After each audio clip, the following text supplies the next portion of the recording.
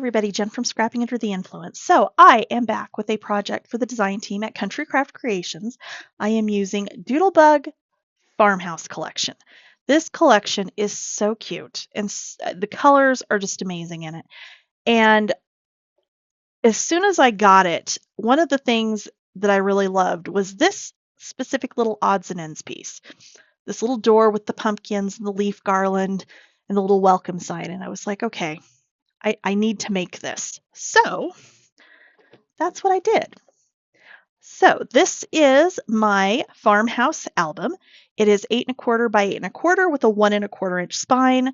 There are 4 pages inside, and I recreated the little door on the front here, not with an SVG file. This was literally just cutting and using a die for my little windows and stuff here, and made this just by hand. So I do show you the entire process on how to make this in the tutorial. I used the wood grain buffalo check petite prints to kind of do like a shiplap siding on either side of the door. I've got just the other side of that same petite print on the spine. I used the chicken paper that I love on the back and one of the this and that stickers. The buffalo check ribbon came in my design team package and works perfectly with this collection.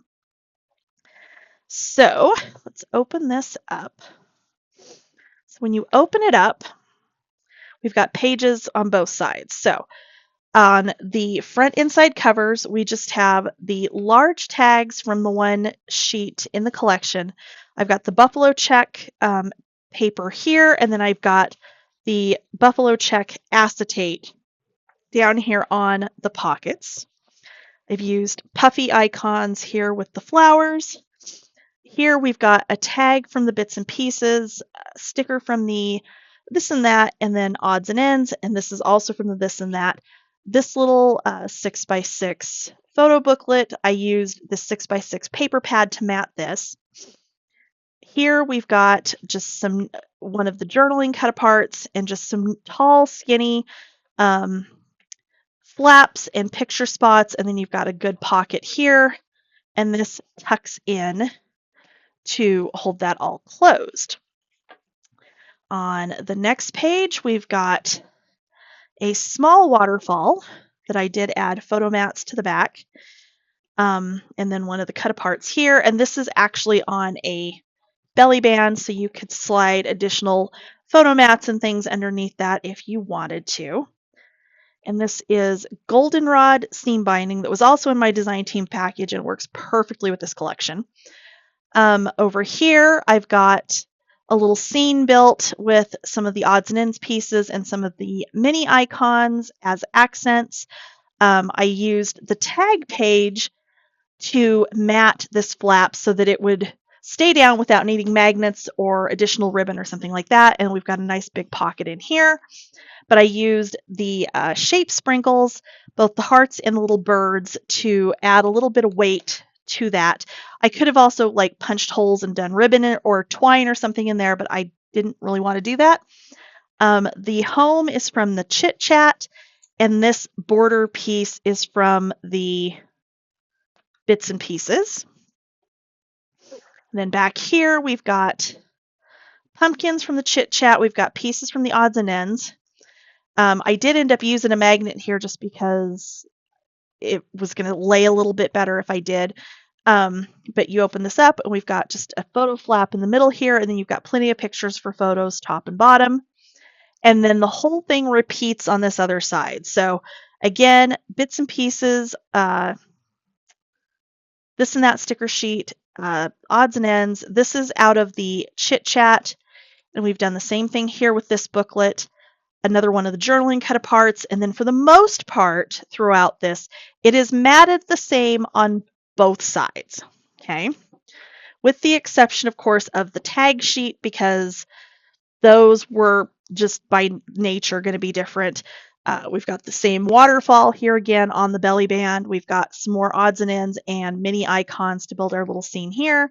chit chat bits and pieces, and again with those shape sprinkles on the ends of the tags, and then that flips up and we've got another nice big pocket and the tags that are just cute. Okay, and then this was kind of the reason this is laid out the way it is because I wanted to be able to kind of scene build across the center part of the album. So this side and this side, like I said, mirror each other. We have the 4x4 photo flips in there. Those are both held down with a magnet. This is just a large pocket and then that's open on the top. But I did a fair amount of scene building here with the odds and ends pieces and the mini icon stickers to fill out my scene. So I've got the little squirrel with his little acorns, got the wagon full of pumpkins, I've got a mouse, the little dog sitting in the mud, another mouse, the super cute chickens in the chicken coop, and then I added a little bird up there. So that is the project, and that folds those 2 pages, these 2, and then it closes up like so. So, full tutorial will start next. As always, thank you for watching. Please like, subscribe, and ring the bell if you want to be notified every time I post a new project. And as always, my tutorials are free, and let's get to it. Okay, so I've got lots of random pieces and parts here. So all of this is lightweight chipboard, and then I have cardstock that's going to kind of matte / cover it, okay? So your base is going to be 5 by 8. We're not going to put anything on the top of that. Our door frame, you're going to need 6 pieces.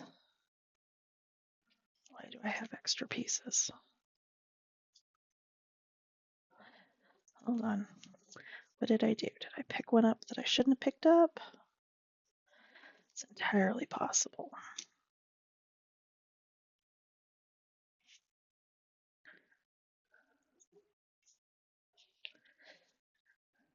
Yep, I've got an extra one.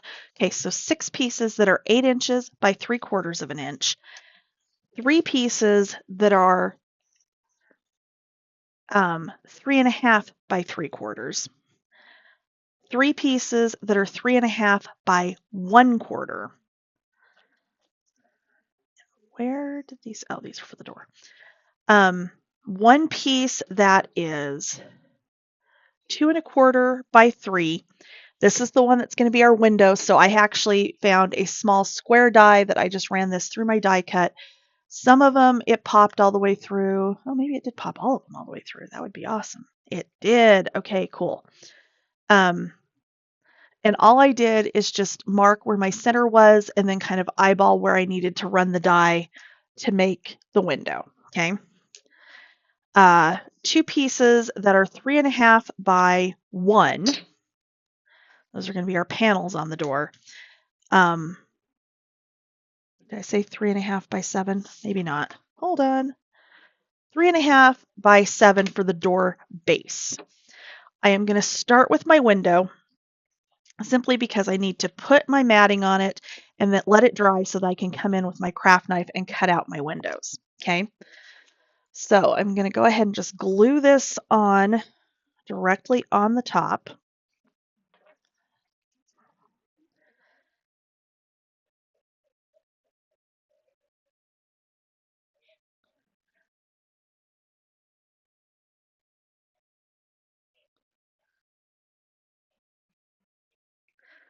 Okay. And then this is the, I believe, Sea Glass Doodlebug solid cardstock. I don't remember. Give me 1 second. Let me figure out the other color because it came out of the Doodlebug solids. But I don't remember the exact color name. So give me 1 second. Let me find the list of names. So if you are buying the cardstock, so this is Sea Glass, this is Pistachio, okay? So I'm going to let this sit and dry. And next we're going to do our base. So I'm going to go ahead and just glue this. Again, this is the exact same measurement as the chipboard. And it is just lightweight chipboard, so nothing like super hard to cut or anything like that. And that's going to go on like so. Our 2 panel pieces, this piece is the exact same size as well.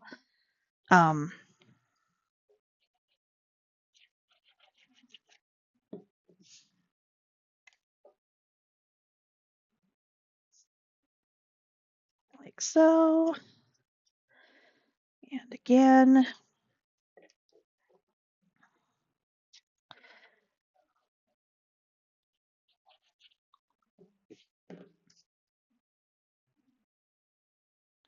Okay. And because we are recreating our little door, you've got like these kind of darker pieces around this. So all we're going to do is take, excuse me, 2 more that are in the darker sea glass that are 1 1/4 by 3 3/4. So they're just 1/4 of an inch bigger. And we are going to just center these on top of that. And that will give us our contrast when we put it down on our door base. Okay.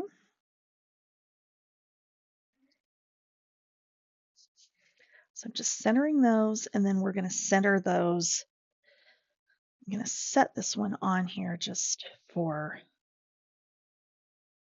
placement's sake, even though we haven't finished it yet. And then I'm just going to center these up below it. Actually, I'm going to make this darker edge even with the edge of my window.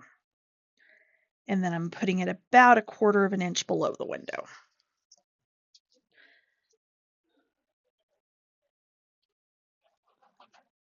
Okay. Same thing for this side.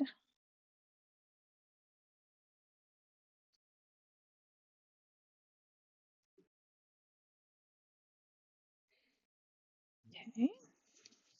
All right, so now let me grab my mat and my craft knife. And so then I'm just going to follow along on the inside here.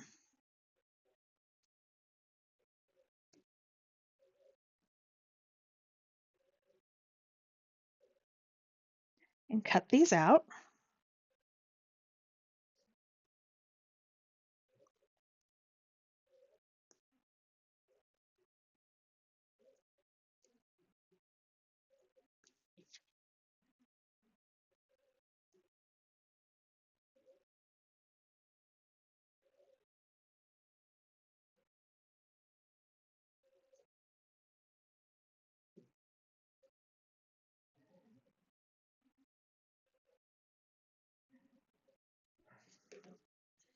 Okay. Then I can see from the other side anywhere that I need to just finish getting that cut through. Now, could I have run the same little die through on my cardstock? Yes, but I didn't want to run the risk of it not lining up right. Although if I'd been thinking it through, I probably would have matted this and then run it through with the die, but you know what? This works just fine.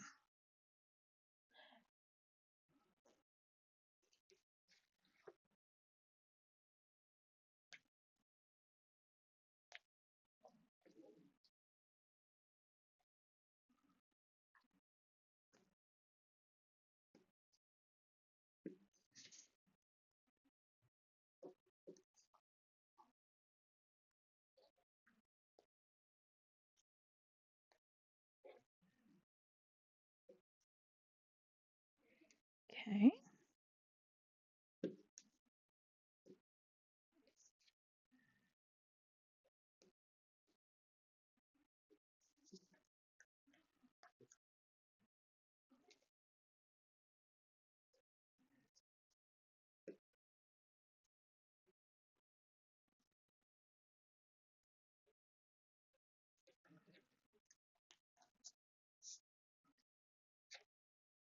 All right.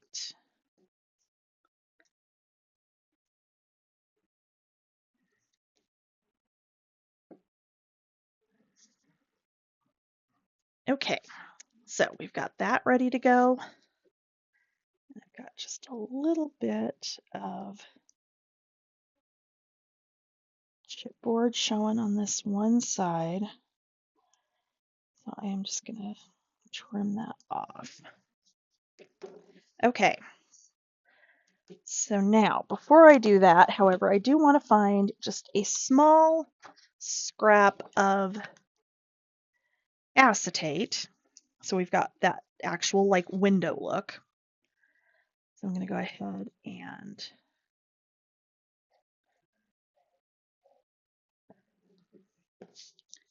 glue this down on my acetate scrap. And then I am going to find actually a darker gray scrap of cardstock because I have got like an entire bin of Doodlebug solid cardstock scraps. So I'm just going to find, that's the color I want, but I want a smaller piece of it than that.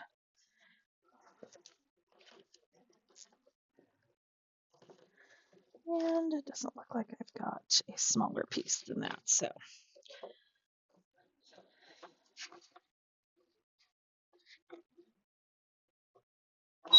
Ooh, that was loud. I hate it when it does that.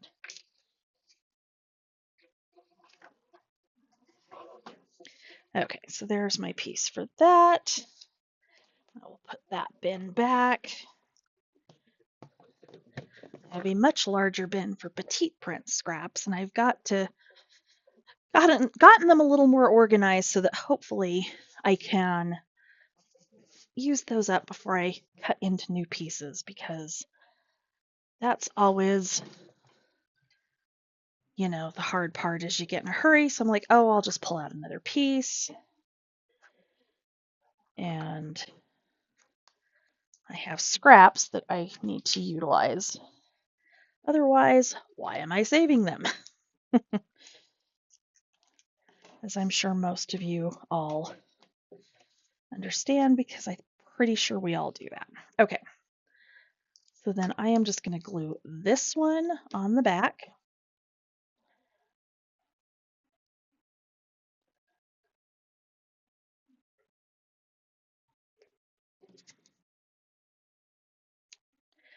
To fill in those windows. And then we're going to glue that down on there. Except I'm not loving how my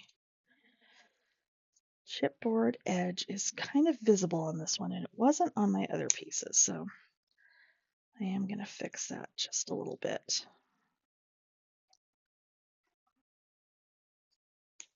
There we go. Much better. Okay. So we'll go ahead and glue this one on.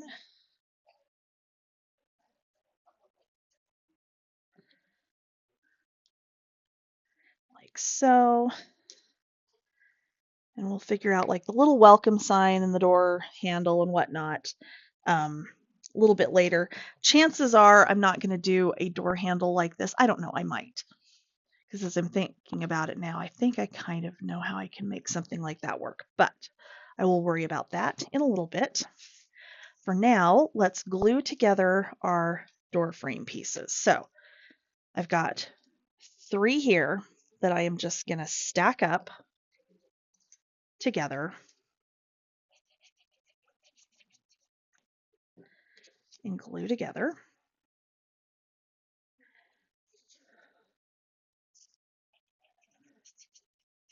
Whoops.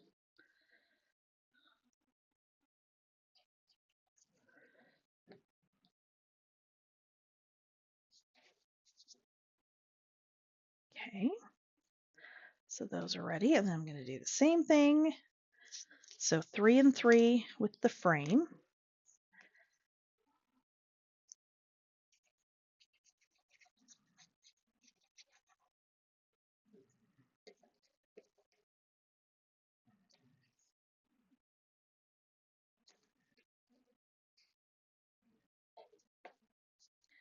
And try to get these stacked together as flush as you can. So like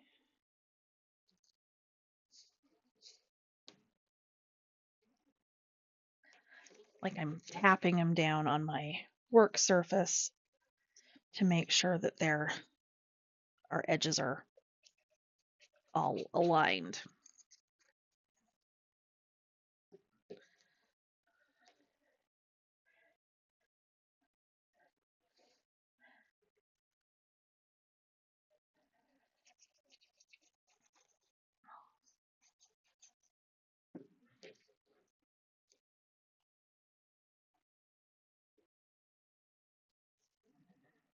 Okay, so to cover these, oh, and let's glue our step together. So that's our 3/4 inch wide pieces. And I'm just going to do the exact same thing with those. Line them up, attach them together.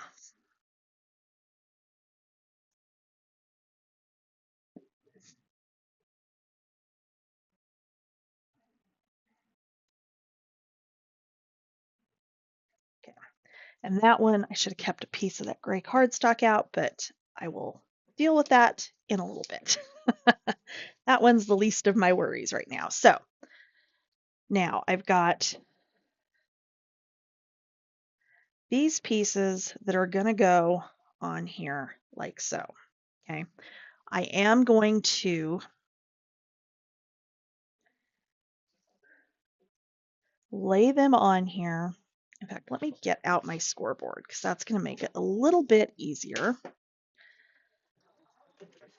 because I can at least use the sides of my scoreboard to help me out with this. So I'm going to push this all the way in the corner. I'm going to line this one up all the way in that corner as well.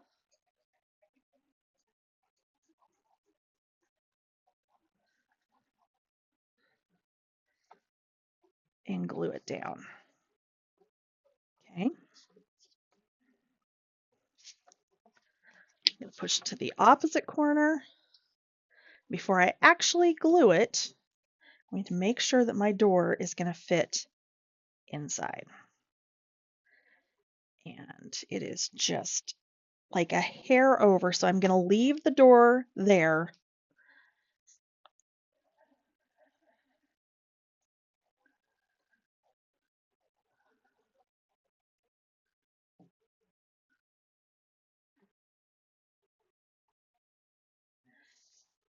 And do this like so.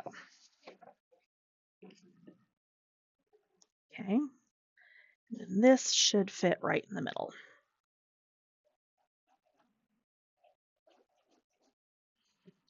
Okay. Like so. All right. So what I have next, I've got the lily white, and I cut that one short somehow, apparently, because that's not right. Hold on. One of these is wrong, and I'm not sure which one. Okay, so it was that other one. That's okay, because I've got another piece sitting over here. All right. This is the Lily White Buffalo Check Wood Grain cardstock. We are going to use the wood grain side. And this is cut slightly larger than the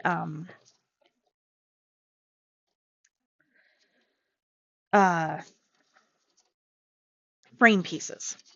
So these were 3/4 of an inch. This is 1 inch.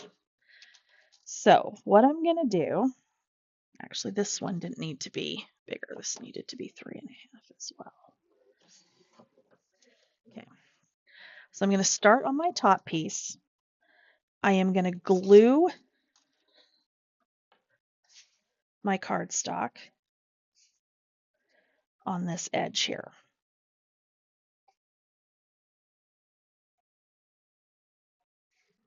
Okay, I'm going to take the wood grain side out, and I'm going to push this in against that piece there. Okay, I'm going to give that a second to set up. What I'm going to do on both of these pieces is I am going to measure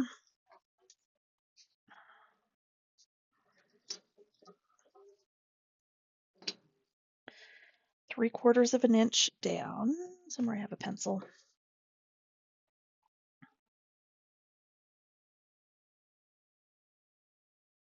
Okay.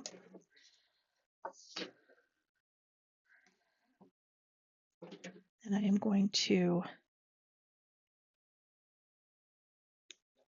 eyeball and just cut out a little notch where both of these, and I just totally did that wrong because now this one's on the wrong side. Haha. Okay, let me fix that one because that is not going to work the way I need it to work.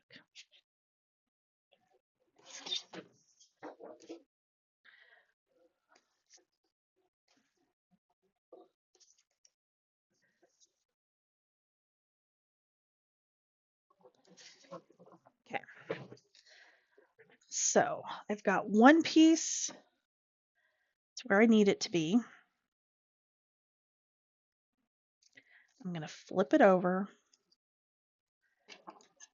and get it on the opposite side on the other piece.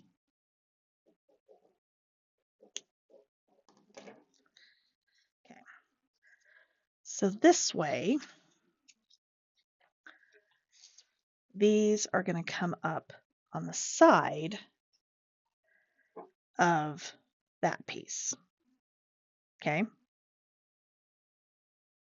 Although they need to come down just a teensy bit more.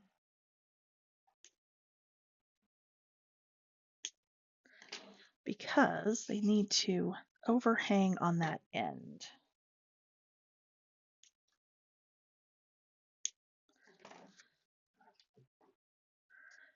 So that we can wrap this down and around.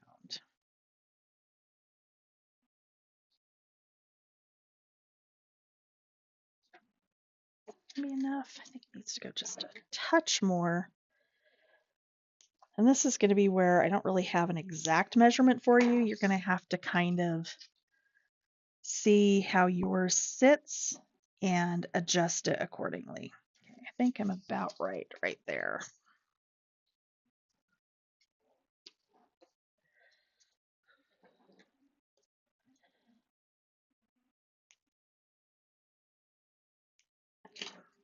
All right. So this piece should be good. I should be able, cross our fingers here, this is going to work the way I want it to. I should be able to fold this over like so and burnish. And that actually worked exactly like I wanted it to. There we go. That's better. Okay. So we can fold that one over,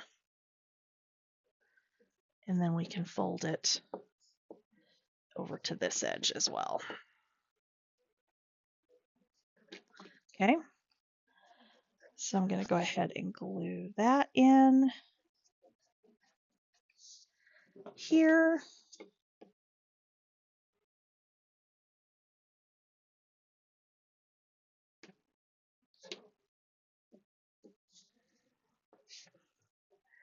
And then I can glue it onto this back end. Now, I ultimately might end up around the outside edge of the door, running doodle twine, like the chunky doodle twine, probably in, well, I do have just plain white chunky doodle twine, so that actually will probably work if I decide I don't like my edge on here once it's done. Okay, so now I'm going to do the exact same thing here, and I'm going to run glue along my stacked edge.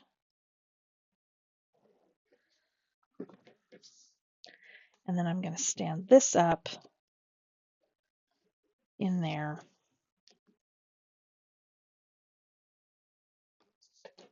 And same thing on the other side.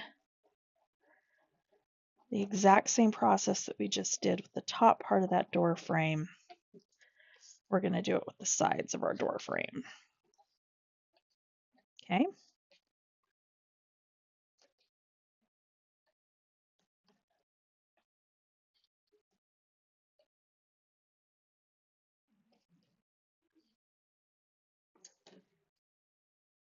All right, just like that. And I'm going to give that one a second to dry.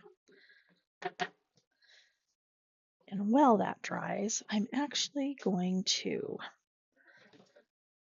see if my thought on how to do my little door handle is going to work. And what I am going to do for that is I am going to take some of the 100-pound Artisan. I'm going to take my Crop-A-Dile and I'm going to punch some holes.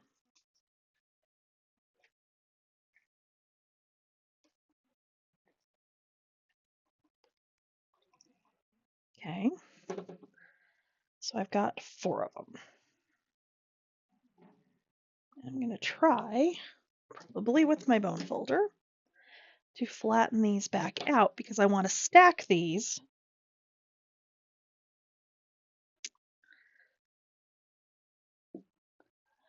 together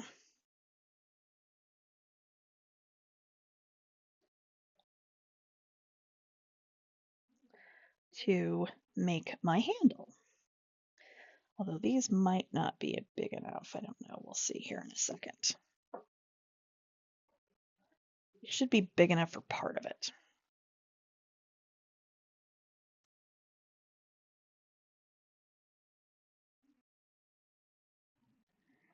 Okay, so there's part of my handle.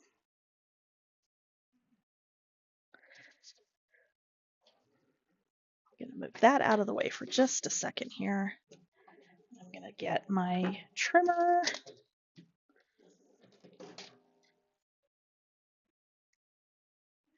And I am going to cut. Oh, no, I'm not. That was a mess. Wrong direction. Totally the wrong direction on this.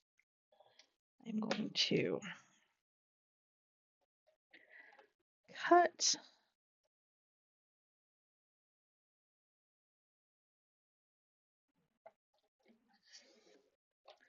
3/16 of an inch. I'm dropping my doodle pop here, or my odds and ends piece that we're using as our guide. I'm going to do one more. Okay. I'm going to glue these together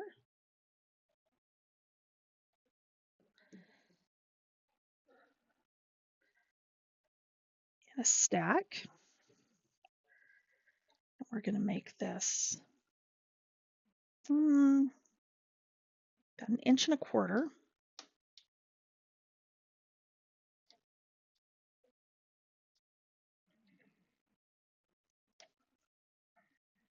Okay. And ended up crooked, but that's okay. Then I'm going to stack it one more time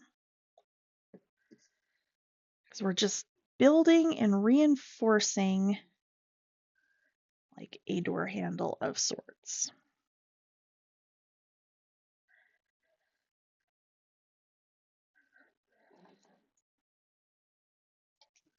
Okay. So there's like the main part of our door handle. Now I have lost my dots. Did they stick to my arm or did they go flying? I don't know. I literally just had them. All right. You know what? It's fine because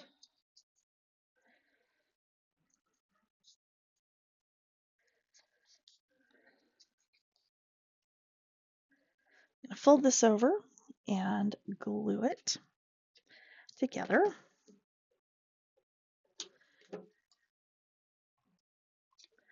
And then I'm going to punch it.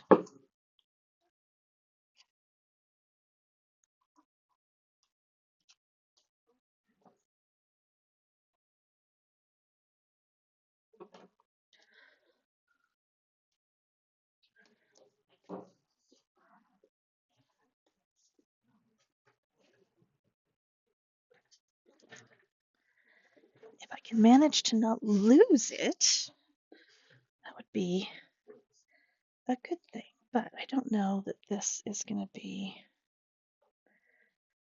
big enough. Might be big enough for the bottom one, but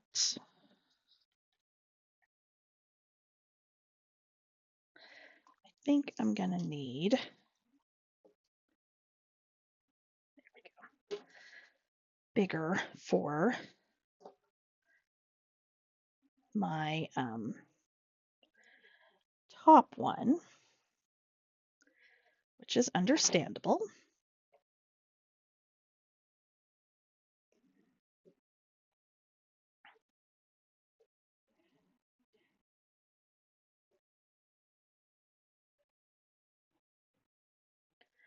So I think I have, oh, I know I did, where to go. I have a very small circle punch. It is 3/8 of an inch. Why do I have a 3/8 of an inch circle punch? I'm not honestly sure.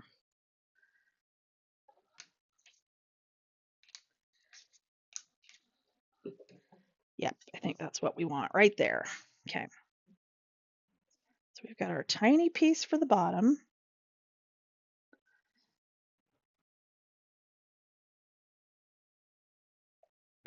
Which I'm going to put about right there. And then we're going to do our bigger piece for the top.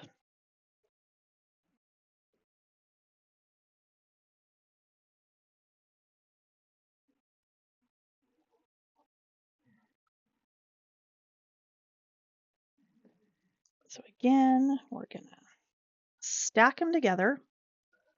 Okay.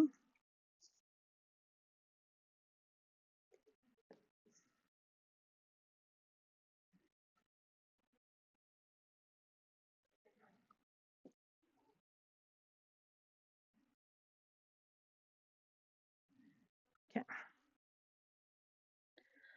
And then I am going to glue this piece on here. Like so.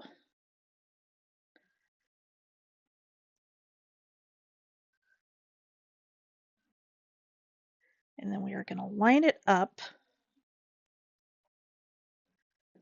so that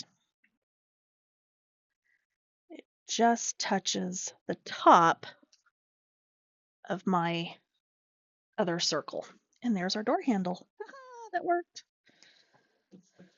Always makes me happy when something insane like that works. Okay, this is going to be dry enough. We should be able to fold this over just like we did before and burnish it down. And same thing on the other side, fold and burnish.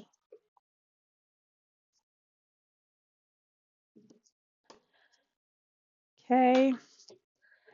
And grab the glue. Go ahead and glue this side down.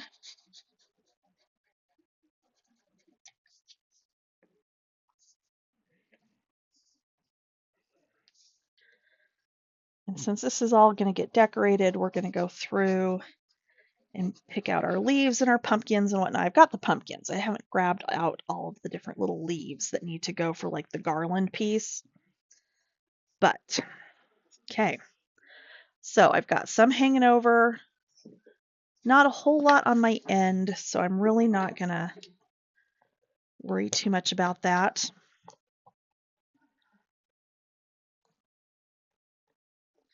Especially because now that I'm thinking about it, I think I want my step to be a little bit wider, maybe.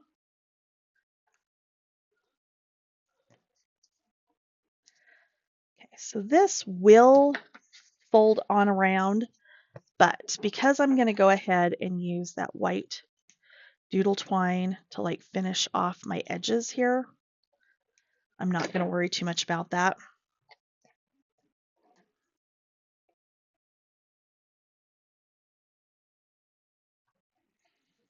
So I am going to just trim that off, because after we put this on our cover, I will run around the edge with the doodle twine. So it doesn't need to be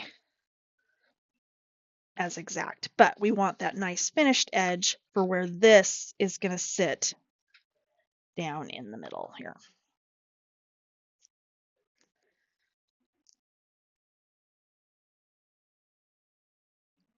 I need to take just a hair off of this one side.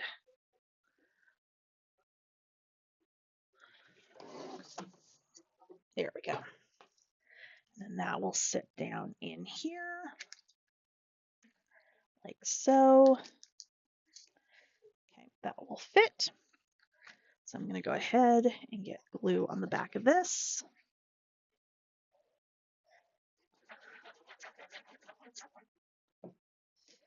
Okay.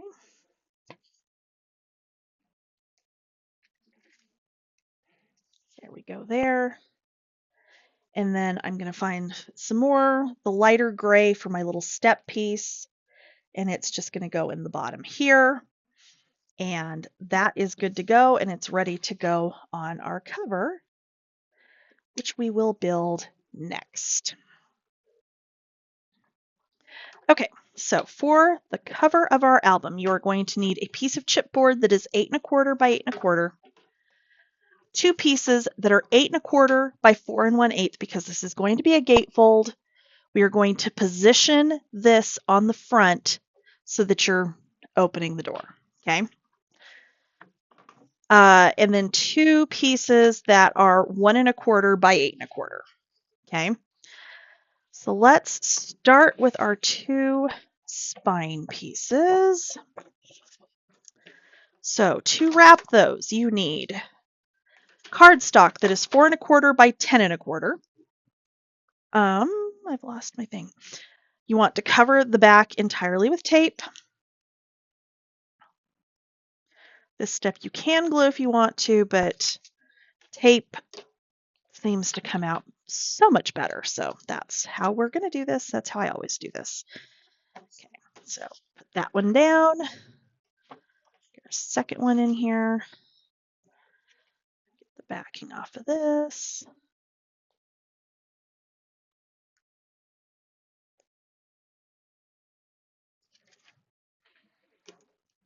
Okay. There's that. Our 2 front pieces, the gatefold pieces, your cardstock needs to be 6 1/8 by 10 1/4.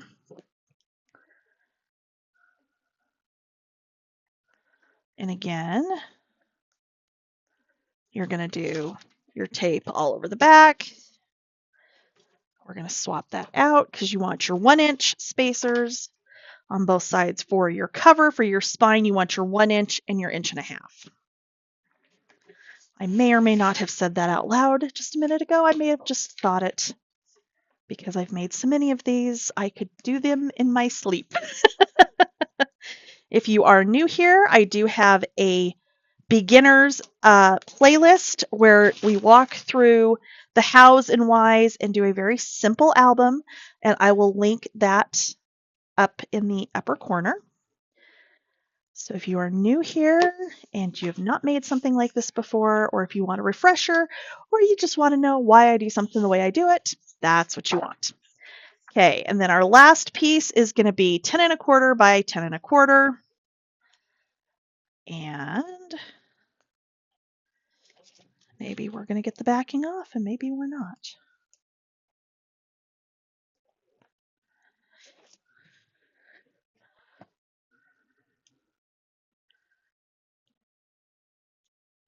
Oh, for crying out loud. I cannot get a hold of that today. Okay. And down we go. Okay. If you don't have the spacers, which are available at countrycraftcreations.com, you can always score your paper at the 1 inch and 1 inch and use that as a visual reference to line this up.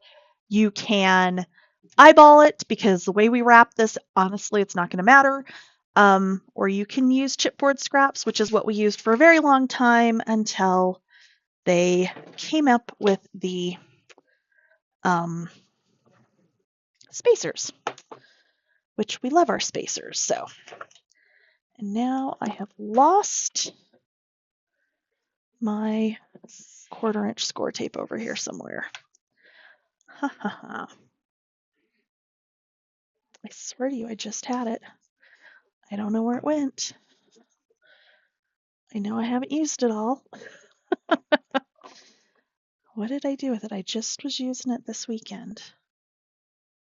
Oh my lord. Okay, well, I don't know, so I'm going to grab a new one because I don't know what happened to it. Well, maybe I'm going to grab it. There's one. It is about time to order score tape because for whatever reason, and I swear I just ordered 1/4 inch, I'm not finding it today. Okay.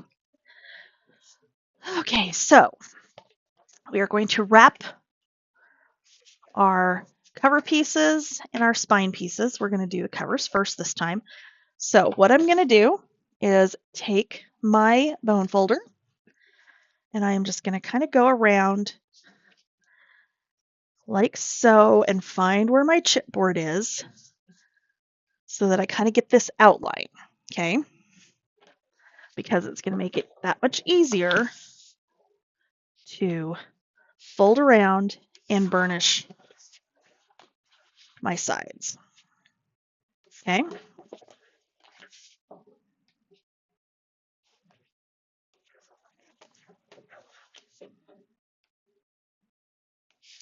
All right, so we've gotten that. I'm going to cut out my corners. Okay, so we've got this little square here. We're going to cut those squares out on all 4 sides.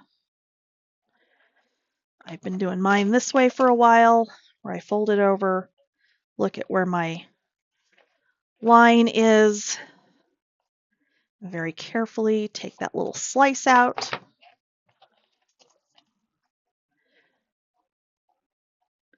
You can cut along your folded line and do it that way. You can do it at an angle across. I have terrible luck doing it that way, so that's not how I do it. I know that's how Kim does hers. A couple other people do it that way. Okay, so that once we've cut those out, that's what we're left with. And this one's like weird. See, look at that. It's like all crooked. I wonder where in the world this one has been in the drawer because that's like really weird. Okay. Easily distracted, can you tell? Should not have taken a break and gone to Target because now the mojo is gone. Okay. So we are going to go ahead and run score tape around our outside edge.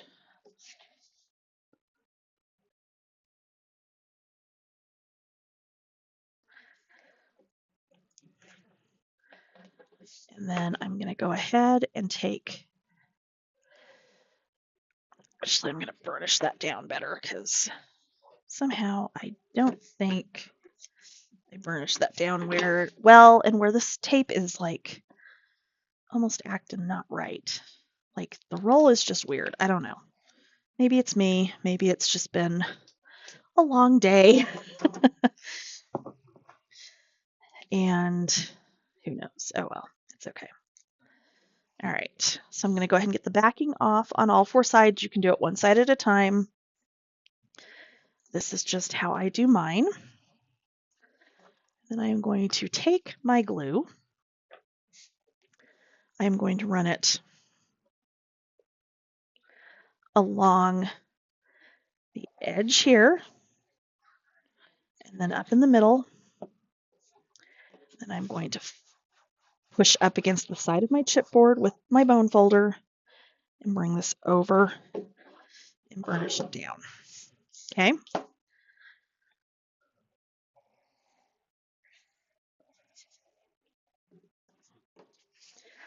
Again, up and over, burnish it down.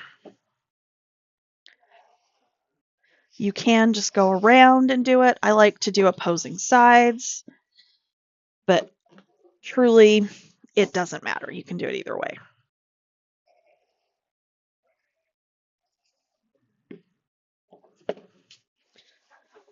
Okay. And there is our back cover. Now we are going to do the exact same thing for our two front cover pieces. So I am going to do both of these. It's the exact same process. We're just turning it over, burnishing,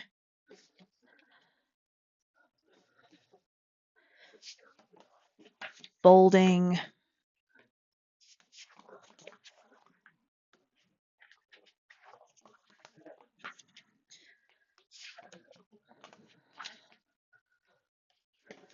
cutting out the corners, and then wrapping it just like we did the larger cover piece. Okay, so I'm going to do this to both of these 4 and an eighth by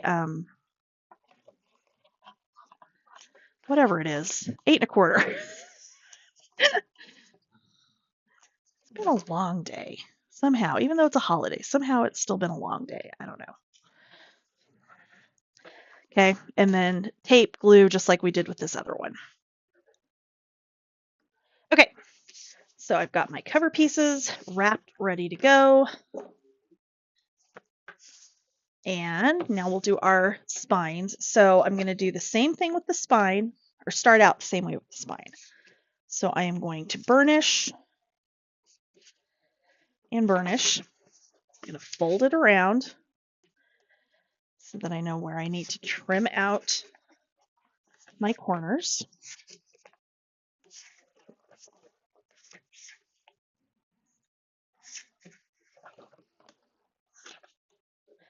Okay, and I will do that.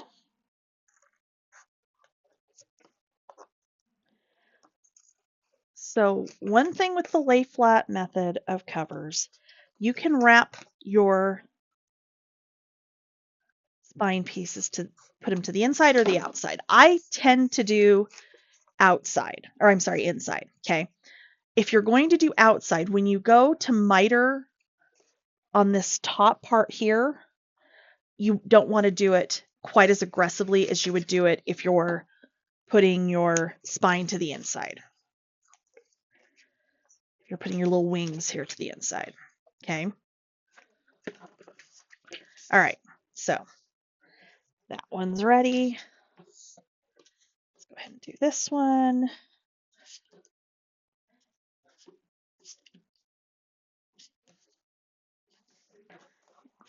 Fold and burnish.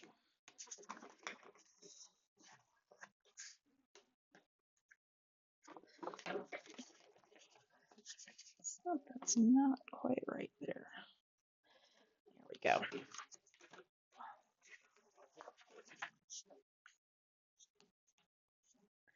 Yeah, I got this one like a little crooked, I think. But that's okay. All right.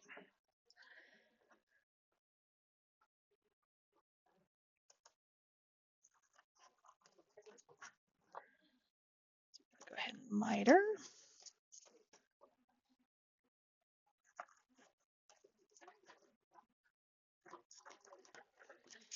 And then go the other direction.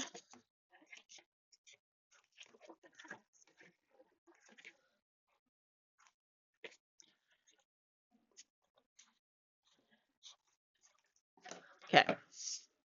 All right. So what we're going to do now is I'm just going to do tape on these ends. These two pieces are not getting wrapped around the chipboard. That is how we are going to attach our cover pieces together.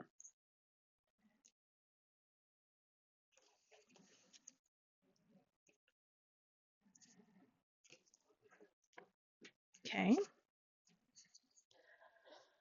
So I'm going to go ahead and get the backing off.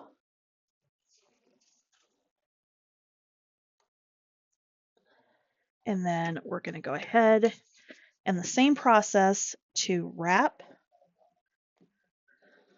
but just on the ends. So up against the chipboard, over, burnish it down.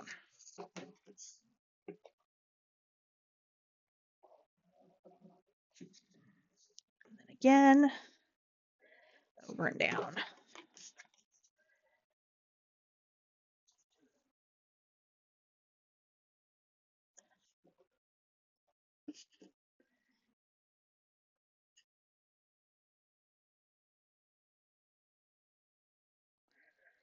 Maybe we're going to get the backing off the side. Ugh, sometimes, I'm telling you. Okay.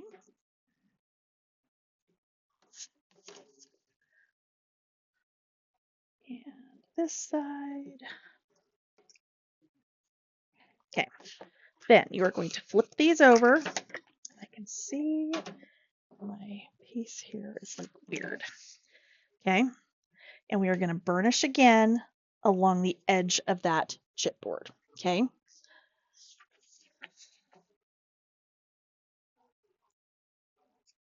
Like so.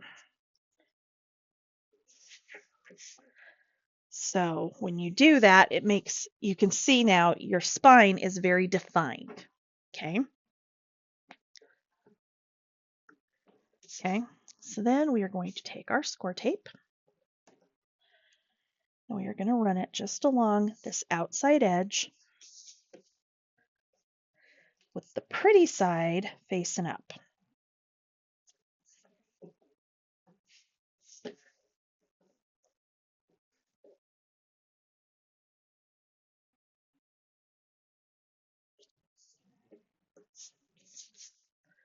Okay.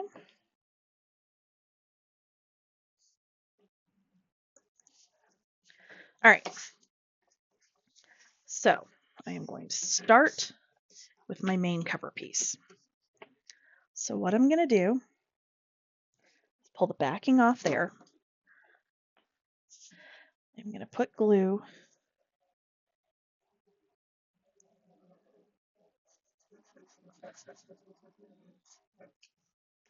You don't want to go up to your spine, okay? But you want to go about 1/8 of an inch away. So I'm going to lay this on top of my spine.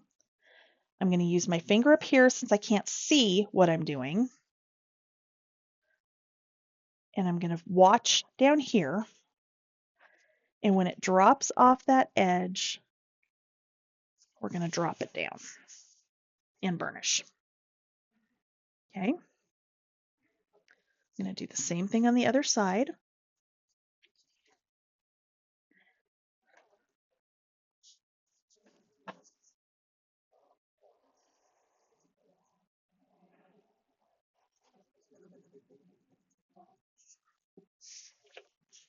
And again, I'm going to just line it up. I'm going to feel for where it drops off. And then put it down. Okay. We're going to do the same thing, whoops, with both of these pieces. Okay.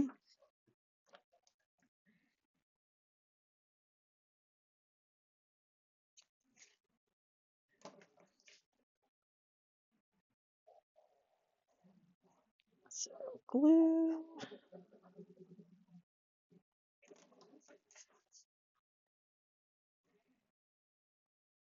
Drop it down.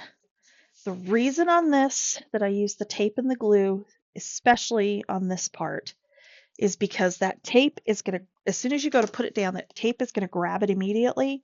The glue is going to make sure it holds nice and tight forever and ever. Okay. So again, drop it down. Okay. I'm going to turn the whole thing over and I'm going to burnish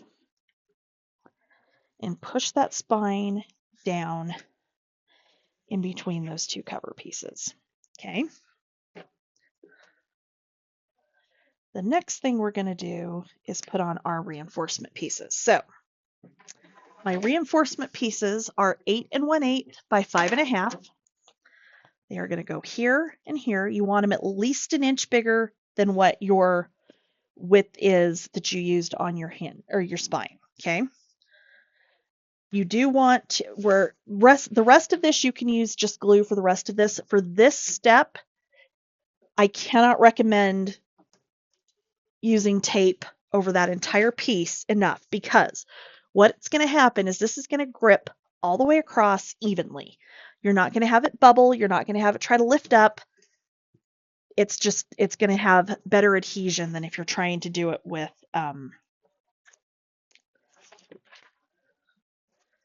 just glue. Glue can bubble. Glue can not have it adhere everywhere where you have parts of it trying to lift up. This way, it is going to go down completely forever. Okay. So I'm sticky side up just to kind of eyeball about where I want it to go and where I need to center it top to bottom and drop it down. Same thing on the other side.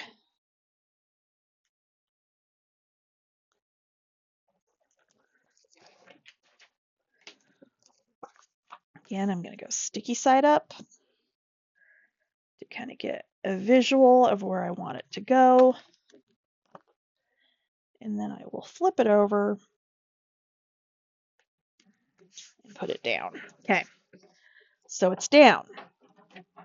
I am going to burnish this. Clearly there's glue on here somewhere because it's coming off on this. Okay. Then I am going to fold this up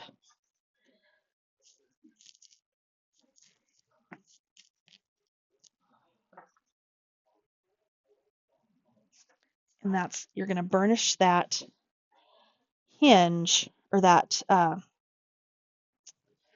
cover piece, reinforcement piece down into your hinge. And then I fold it over and I like to pinch it just to pop it into place, make sure it's going to stay where I want it to stay, and then I can come back and burnish it one more time. However, I will say when you're doing this burnishing, be careful that you don't pop holes in your paper. Okay, so you don't want to use like a super pointy bone folder on that. Okay, come do the other side. Same thing. I'm going to turn it over, pop it up, squeeze it to make sure it pops into place, and then burnish it one more time. And there is our gatefold. Okay. All right. So this piece is going to go on here about like so. I will center it up, but that's the basic idea. Because of that, I'm going to cut a piece of black cardstock for the back side of this. But before I do that, I want to do my twine around the edge. So let me grab the white doodle twine as my chair rolls away from me. It's got new wheels that roll way better on this floor, and now it rolls away every time I stand up.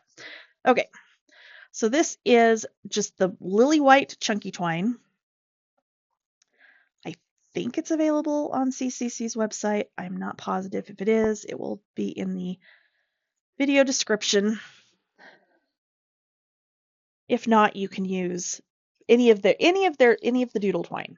So like you could find the swimming pool would be good. The oh my gosh, what is it? The stone gray would be good. The black and white would be good. In fact, the black and white would look really nice.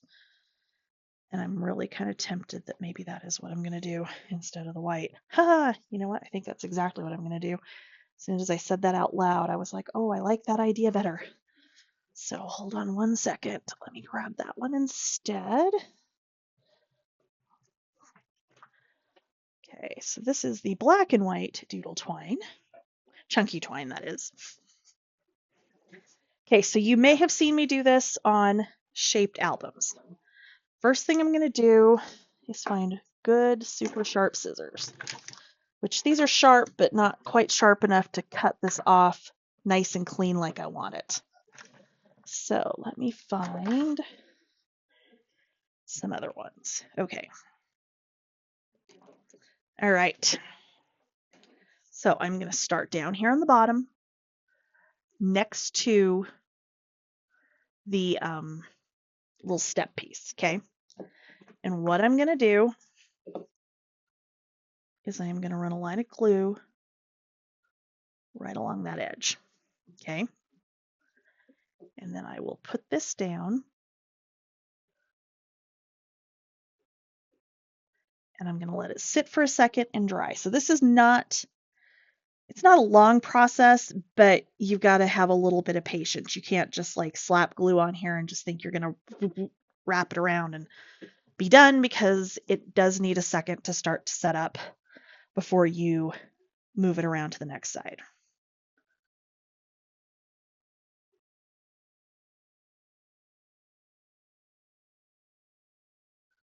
Okay, so going all, and where this is nice and straight, this is actually a super easy one to do this on.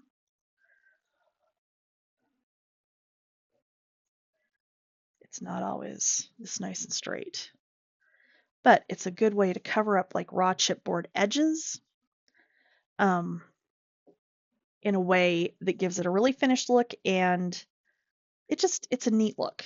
The finished product is always really neat on this. Okay. So far, so good. Get a little more off my spool there.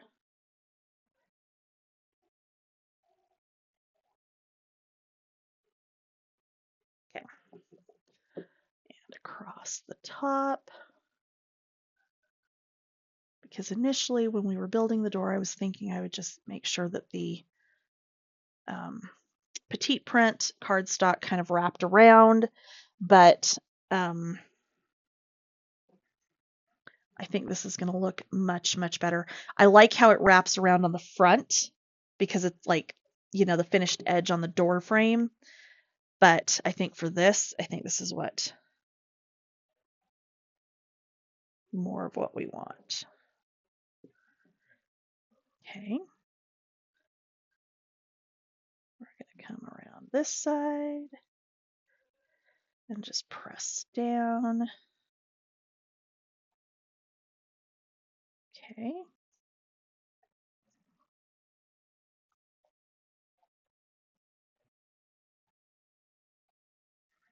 Okay. And then we're going to get in here.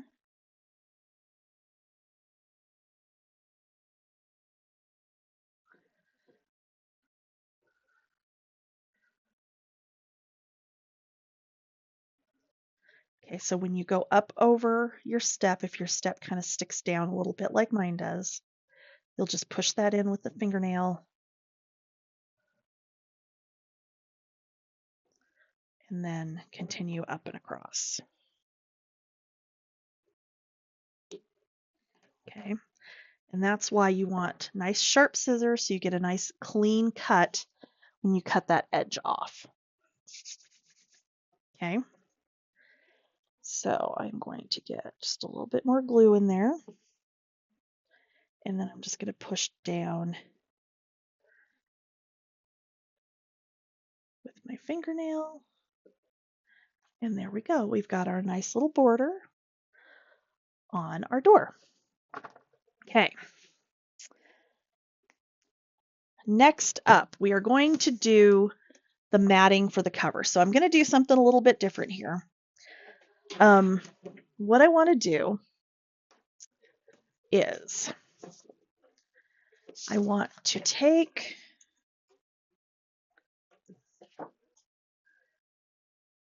my, where's my trimmer? I want to take and cut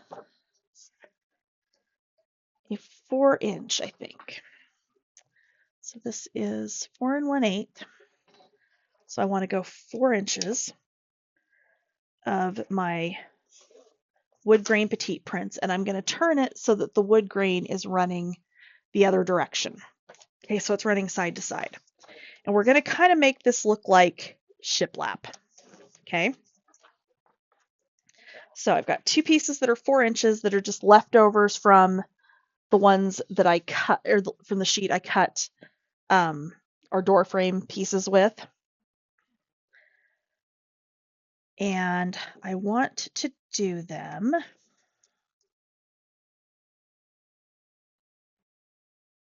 way do I want to do them?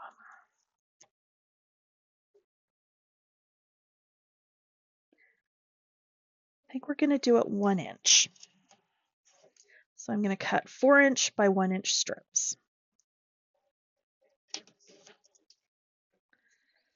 Okay.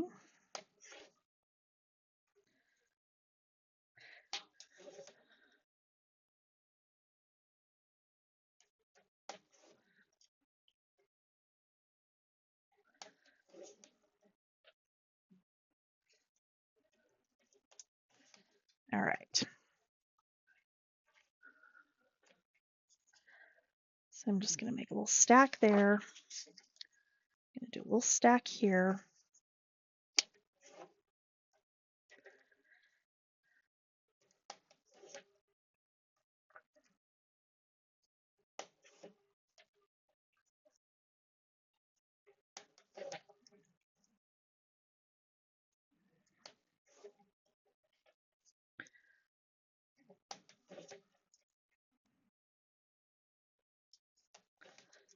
Okay. I'm going to have to grab some ink here in 1 second, but I want a couple of extra pieces. So I'm going to cut the last little scrap of this down to 4 inches. And then I'm just going to cut probably maybe 4 extra. We'll see. I may end up needing a couple more, but I've got enough paper here that will be fine. Okay. Let me grab some ink. I'll be right back. Okay, so I have a light gray ink. What I'm going to do is I'm going to ink around the edges just very lightly on all of these pieces, okay?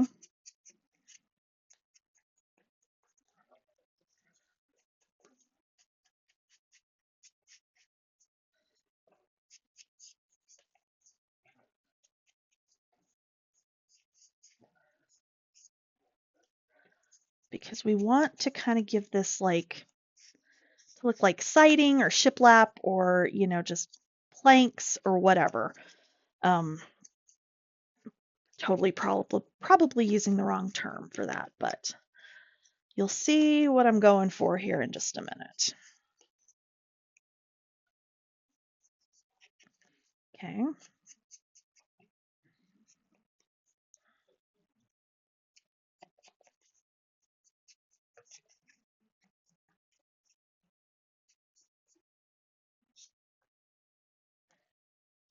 pile all messed up there. I forgot to split out my 2 extras. And you could probably get away with just doing like your ends and one side except for your last piece, but just because I don't know what order I'm going to end up grabbing them in, I'm just going to go ahead and do all of them.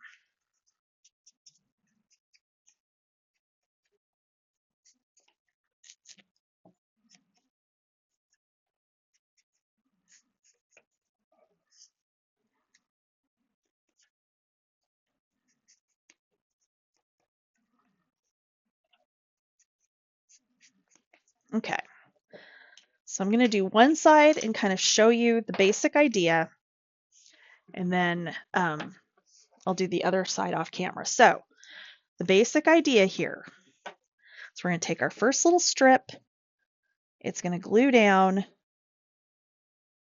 like down here on the bottom, okay? The next one will overlap it. And so on and so forth all the way up, okay?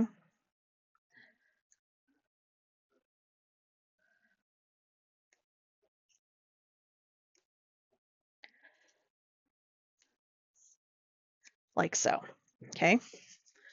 So I'm going to go ahead and glue my first one down.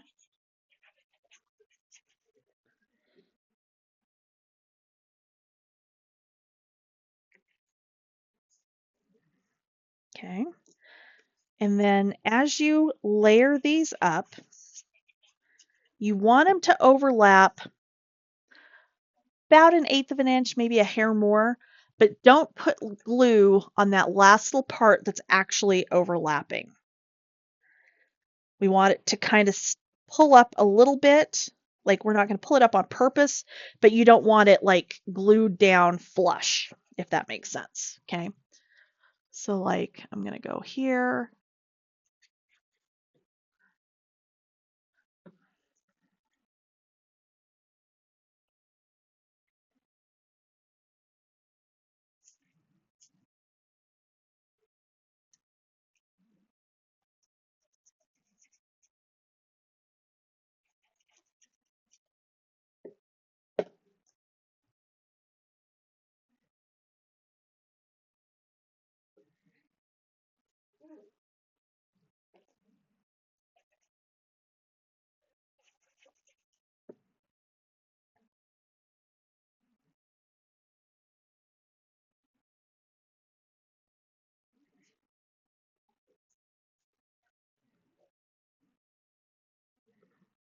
Okay.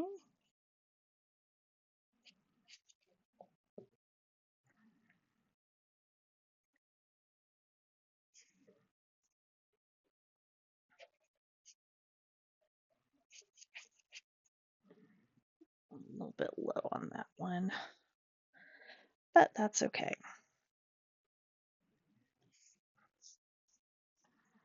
Okay, so you kind of get the basic idea here. That's why we inked it, to give it that further definition as we're layering these on, and why we needed a couple extra pieces for each side, because we are overlapping all of this as we go along. And I may need one more piece. Or, let's see here. So I've got about 1/4 of an inch there at the top. So let me look at the sheet with the borders on it. See if we've got something on that border page that, well, if I can find it. Got too many things over here.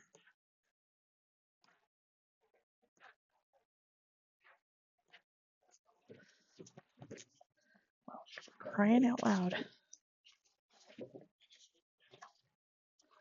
I know it's here, I'm just missing it somehow when I flip. What I'm going to look for on, there it is something that is small that maybe we can add, and I can tell you at first glance I'm not seeing anything that I want. I was hoping for one of these smaller word ones that said, you know, something like Home Sweet Home or something along that line, which we do not have, which is fine. So what I'm going to do is go ahead and do our other side. So, and I just totally forgot to put my magnet in there.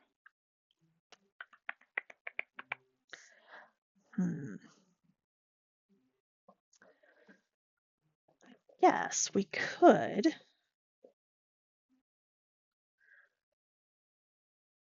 Go ahead and finish our little paneling, siding, shiplap, whatever you want to call it. We could put this on a belly band where you're going to take the whole thing off. But I don't know that I want to do that either. Because I meant to put a magnet underneath one of these pieces.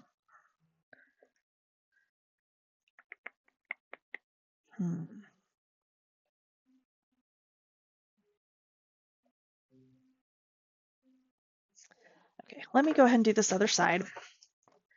And then I will worry about it. Okay, let me get this other side put together and I will be right back. Okay, so I got both of those. I think I'm going to use ribbon, actually. The more I thought about it, I thought of a way to do that. So we just need our last couple of pieces there. So what I'm going to do is cut one that's about half an inch. Is half an inch going to work? Yep, half an inch will work. Okay, half an inch and half of an inch. I'm going to ink both of these and then overlap them just like I did the other two pieces. And then we will get our ribbon figured out and get our door attached.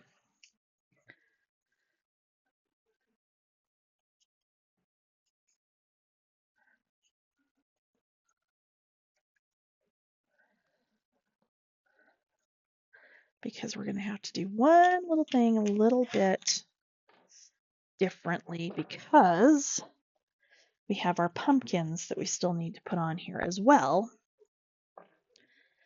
And since they're going to kind of stick out the side just a teensy bit, we're going to have to kind of fussy cut a little bit when we put our door piece on. As when we back our door, that's what I'm trying to say. So what I'm going to do is set that aside. See, look how cute our siding is. That's just adorable. Okay, I'm going to put that to the side. I am going to measure how tall our finished door is, and it is 8 1/4 exactly, so that makes it easy.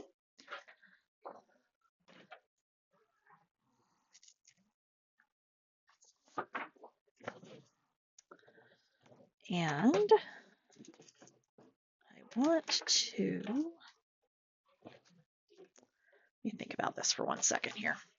I know how I want to do this. Okay, so I've got my pumpkins. Okay, so our little piece we're basing this off of, we've got 2 tall pumpkins and 2 shorter pumpkins. So I've got a tall pumpkin here that we are going to put down.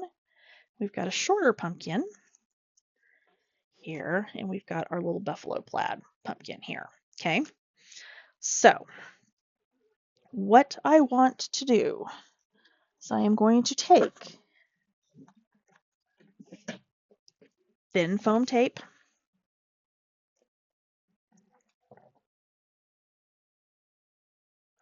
on this one,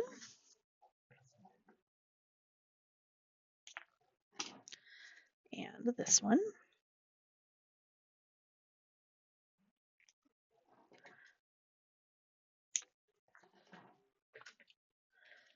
And get those attached.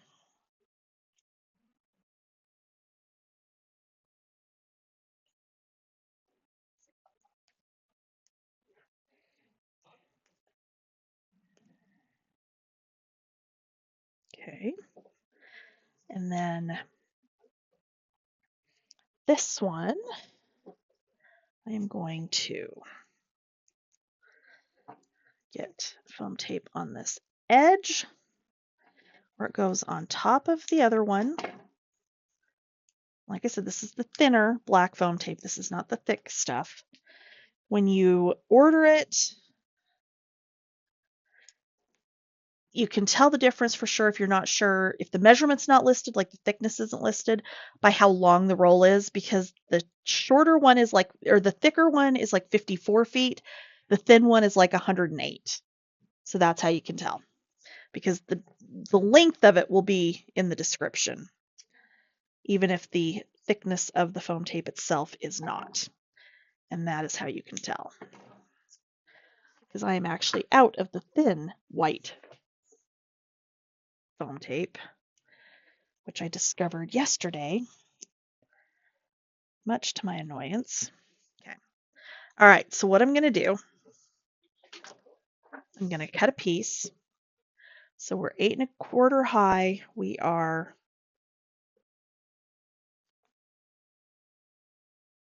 7 inches wide. So I'm going to cut 7 inches.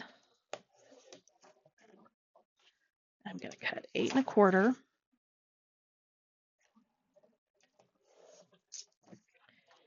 And rather than try to fussy cut around this whole thing, what I'm going to do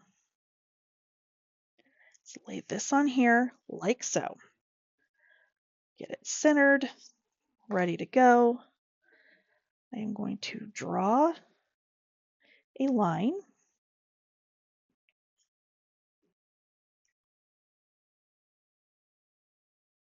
So I know where my sides are. And then I'm going to trace around where my pumpkin is. Okay. You'll see in a second here.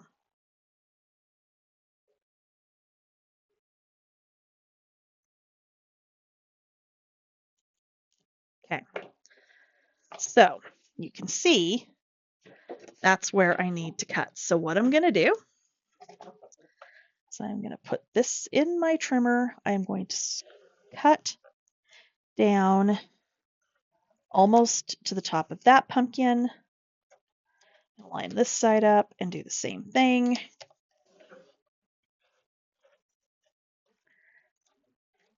And then I can fussy cut it the rest of the way around.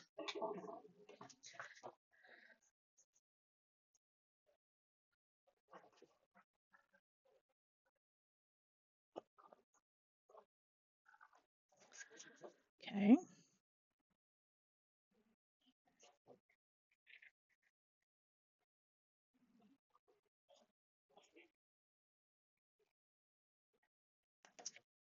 Like so.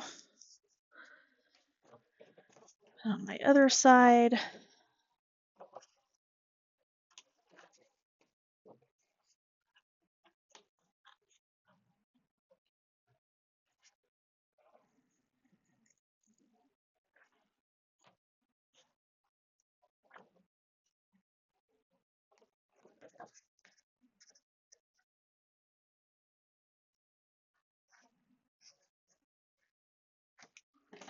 Okay.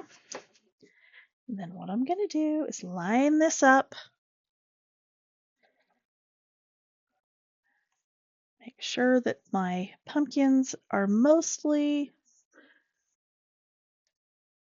my little black piece is mostly behind them. I'm going to trim anywhere that it's not. Just basically just where this little step is.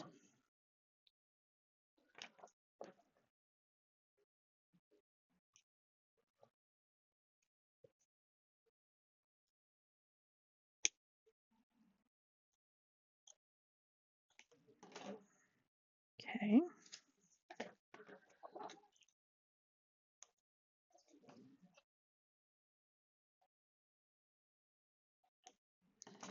And then what I'm going to do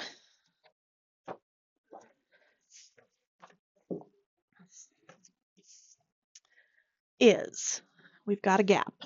Okay. There's your black, there's your pumpkin. We are going to fill in that gap with black foam tape. Okay.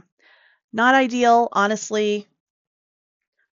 It would have been better if we had waited and done, though I'm not sure that, I don't know that it's necessary. That's what I'm trying to decide. Sorry. Okay, so Doodlebug changed their manufacturer on their odds and ends, and these are actually heavier than they used to be. So I don't know that this is necessary. I don't think we need to back them. I think they'll be fine. Yeah, you know what? We're not going to do that. Sorry. I know I'm like all over the place tonight. I apologize.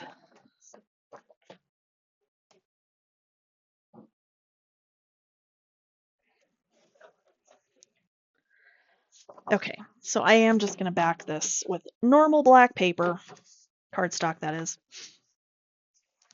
I am, however, going to attach my ribbon. So I'm going to take my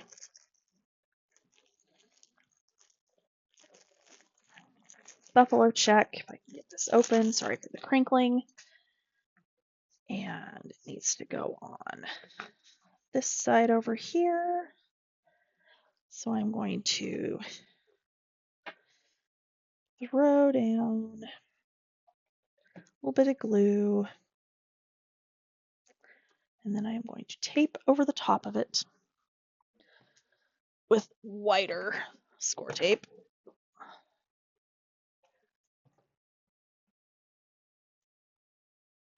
Okay.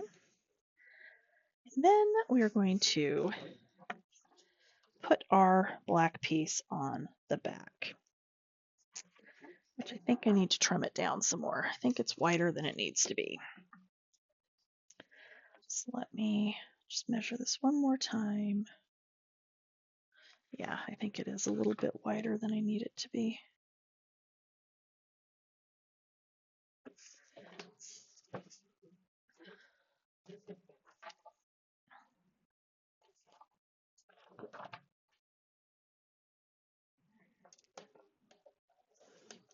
Okay, there we go.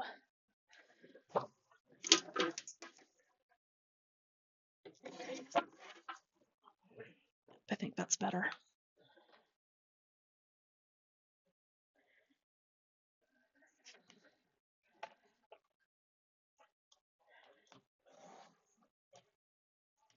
There we go. Much better. Okay.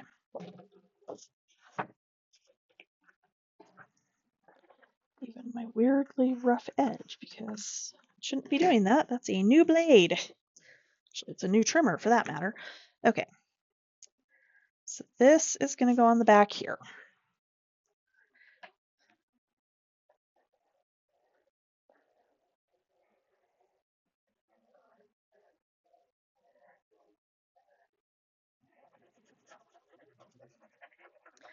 And again, only part of this is going to show, so if you don't want to cover the entire thing, you don't have to.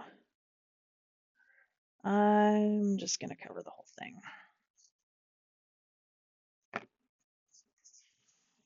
Okay. All right, I'm going to give that just a second to dry while we figure out. So it's going on this side. So I'm actually going to open this up. I'm going to find my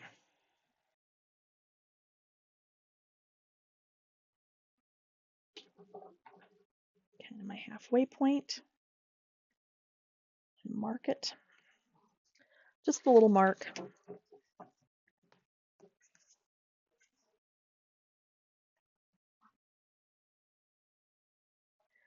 And we will attach this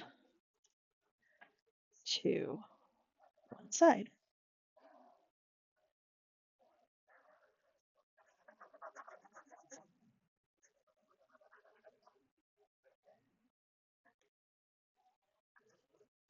Okay. So I'm going to hold it up kind of like how we did with the spine, just so I'm not dragging glue everywhere. Get it centered top to bottom for the most part. And then press it down. If you've got something heavy you can sit on here and let it dry for a minute. Ooh, let's unplug that first because apparently it was plugged into charge. Okay, I'm going to let that sit for a minute. And then afterwards, I will pull this across because the other end is going to attach on the spine. Okay, actually, it might come from the spine around from the back. No, I'll attach it on the spine for the closure. And we'll do that, and then we can start working on the inside. Okay, I think this is sat for long enough. So now I can fold it over and look how cute that's going to be. We still need to do our leaves around there, but that's, you know, a much easier thing to do. See, this is why. Like these scissors went from being fine to just being ridiculously dull in like no time at all. Okay, so I'm going to attach my other piece here.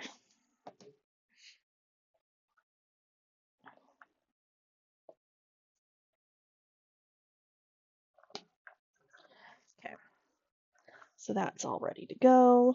Of course, it will just tie kind of off to the side here. I left it long because I'm bow challenged and I need the extra length, but I will probably trim some of that off because that's a little much. But there is our base, whoops, with our gatefold, and I don't think I have anything in the chit chat for our little welcome sign, but there's a couple other things here. I'm going to go ahead and pull some leaves out to do our little garland around the door frame, and then we can work on the inside of the book as well. Okay, pages and hinges. So we're going to have two hinges. These are both 8 by 2.5. With the 2.5 at the top, we are going to score them at 1/2 inch, 1 inch, 1.5, and 2. That was not 2 inches. 2. Let's try that again, huh? Oh my gosh, seriously. Like, what did I even hit? I don't even know.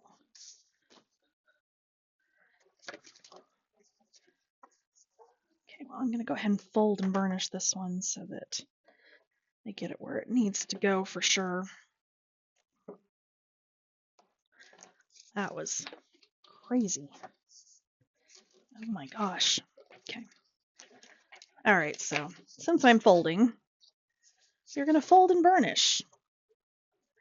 So you're going to have a hinge on each end and a 1/2 inch gusset in the middle. Okay.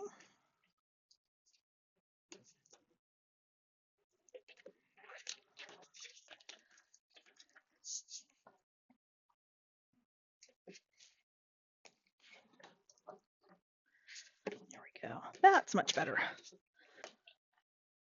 Okay. So those are folded. I just need to glue.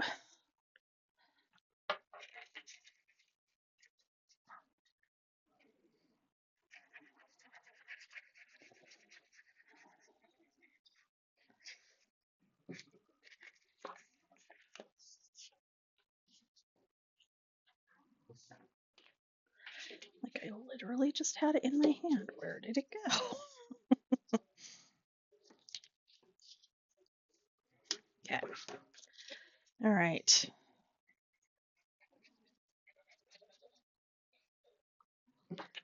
And again.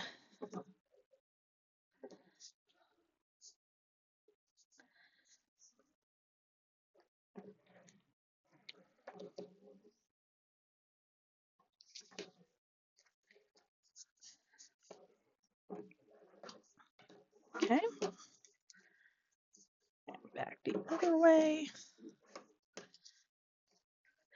And that one is ready to go. So let's do our second one and see if we can keep it from sliding this time. That's not what I wanted. That's what I wanted. So 1/2 inch, 1 inch, 1 1/2, and 2.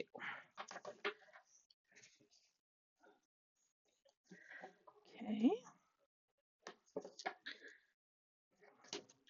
This time I'm going to glue it before I fold the rest of it.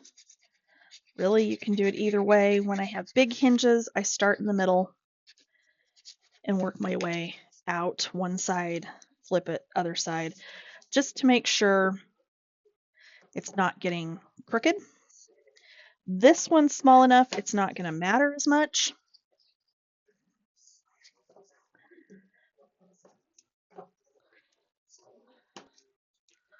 So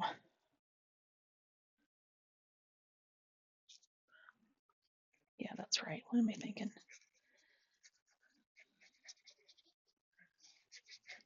It's been a very long day.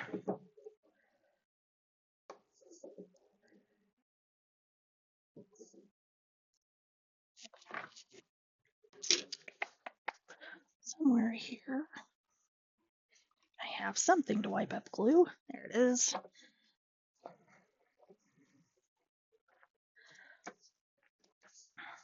Okay.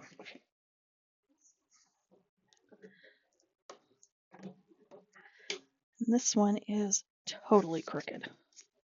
Oh my lord, that is so crooked. Okay, well, we're going to fix that. I can try this again.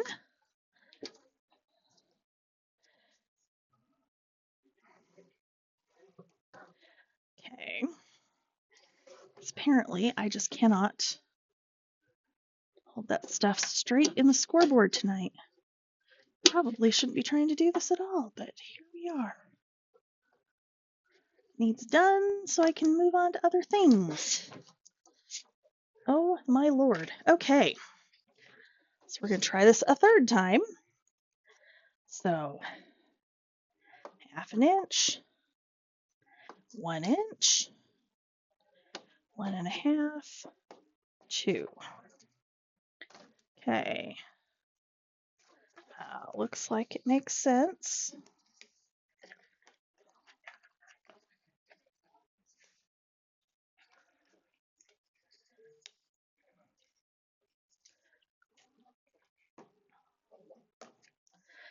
Okay. It's even that way, and it's even this way. Okay. Oh my gosh. You would think after all these years that I wouldn't still have a hard time with hinges sometimes, but here we are. Okay.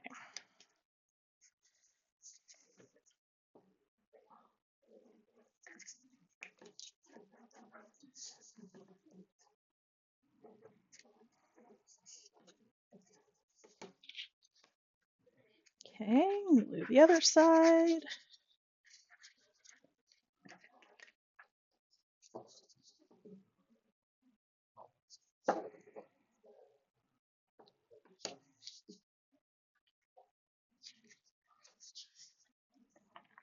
Okay. All right, so we are going to put these in our book.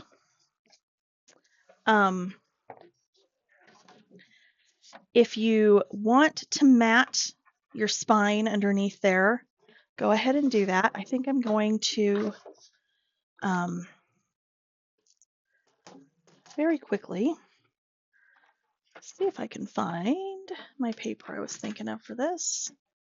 Bear with me just 1 second. I think I am using Petite Prints. And I have not opened them up yet. So, every Doodlebug collection has a Petite Print pack that matches it. So this is the Farmhouse Petite Print Assortment. And in here we have Craft Buffalo Check Wood Grain. We have Bon Bon Swiss Dot, Coral Floral Graph, Coral Plaid Polka Dot. And I tell you what, this pattern is like the one I love out of all of their patterns at this point. Next would be Gingham Linen. So this is Tangerine Gingham Linen. Why can I not talk? I should not be doing this today, guys. I'm telling you. Tangerine Swiss Dot, Lemon Floral Graph, Lemon Candy Stripe Sprinkles, which is another good one. Lemonade Dot Stripe. I'm sorry, not Lemonade. Limeade Dot Stripe. Limeade Plaid Polka Dot, Swimming Pool Floral Graph, and Buffalo Check Wood Grain. So I am going to use, I think, where'd it go? Coral Floral Graph. That's a mouthful. Coral Floral, yeah. Anyway, this is what I'm going to use. So these are 1 1/4, I think. Considering I started this 2 days ago, I don't honestly know at the moment. 1 1/4. So we're going to go 1 1/8 on these.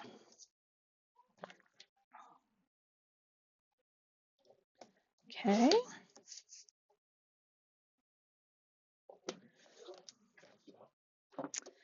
By 8 1/4, right? Yep, so 8 1/8.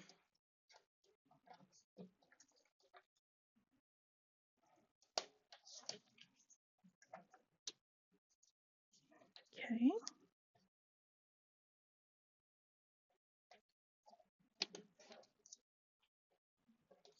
All right. So we've got that. I'm going to do floral side up. Okay.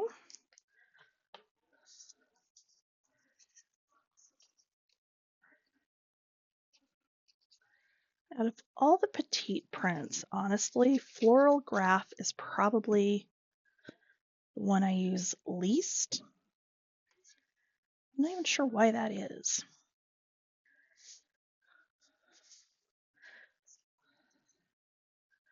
Okay, it's good for photo mats though, because it's just got that light grid pattern on the back side. So it is actually really good for photo mats. But like I said, it's not one that I tend to gravitate to like I do some of the other ones. Okay, so what we're going to do is, so this is 1/2 inch. We want one of these to come more to the front, okay? So you can see I've only got a little bit here. The other one is going to go more towards the middle, okay? Because the pages will kind of overlap, but then it's not really an issue because they're offset, okay? So glue. We are just going to center that. I have about a 1/16 of an inch top and bottom. I'm going to leave about 1/4 of an inch in the front. Okay. Back here, I'm going to put it 1/4 of an inch towards the middle so that my wider piece is out towards the front.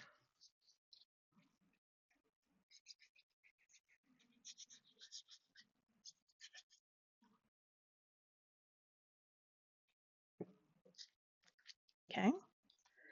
So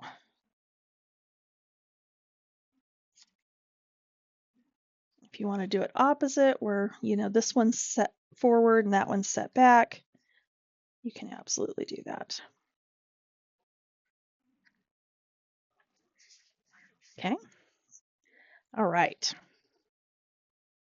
So that's good. Let me go ahead and grab my scoreboard again.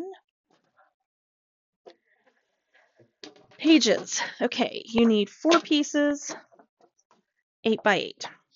You need 4 pieces, 8 1/2 by 8 1/2. So we are going to score this at 1/2 inch, turn it, and 1/2 inch again. Okay.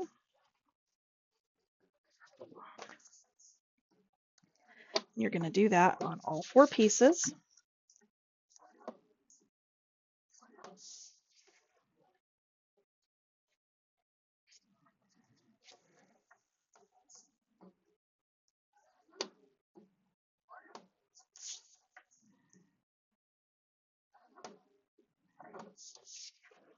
Okay. And one more.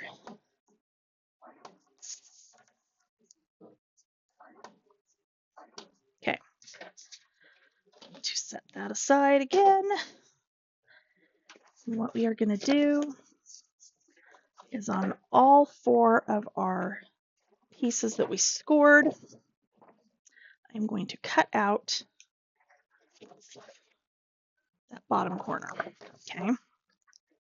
So I'm going to come straight across just like that. And I did 2 pieces at once there. So see, I'm going to come across, get this angled. There we go. Okay.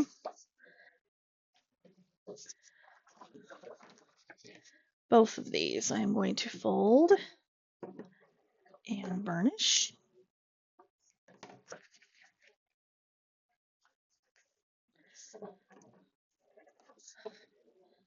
Okay. Then I will take one of my 8x8 pieces. Now, when you assemble the page bases, you can do this with these tabs to the outside, or you can do it on top of the tabs. It is most definitely easier to get them nice and straight if you do it to the outside. Normally I don't, but I think in this case I want to do it that way just to be on the safe side. So setting my unscored piece in there, just kind of tapping and making sure I'm lined up exactly here and here. Okay. Then I will come in with the glue and over and over.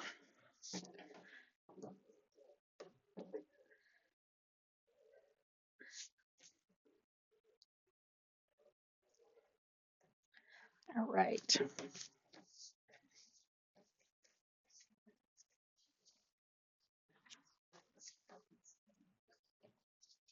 Okay. So there's one. Go on to the next one.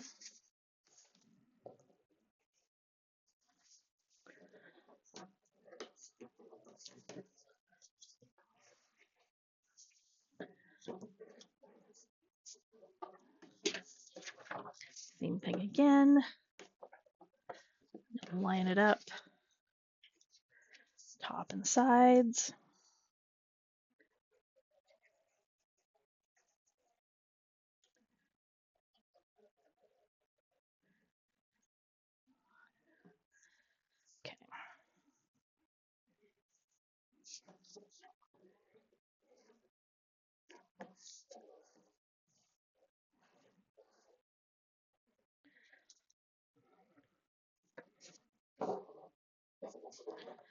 Okay. Okay. And continuing.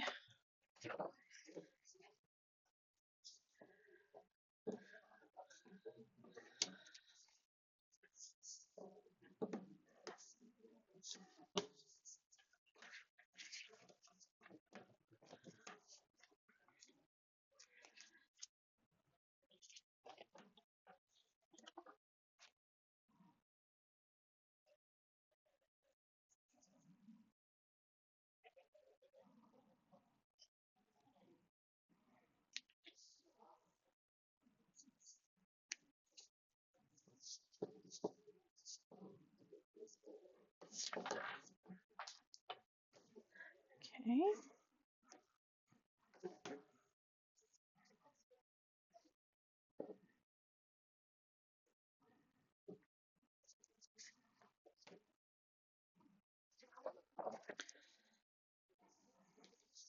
And last one.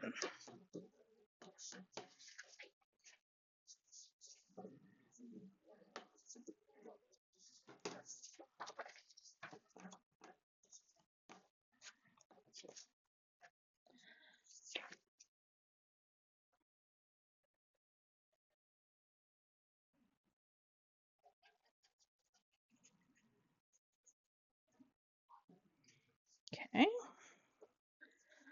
In there.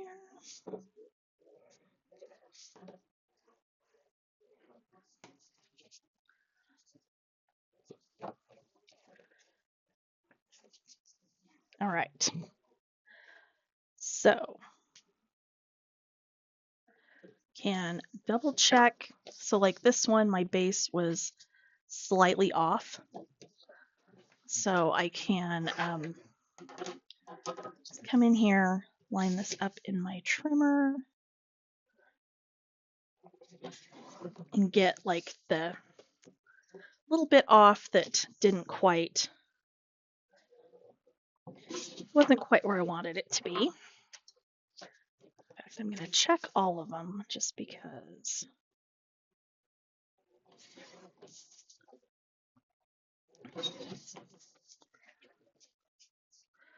Yeah, I had just like a hair off on,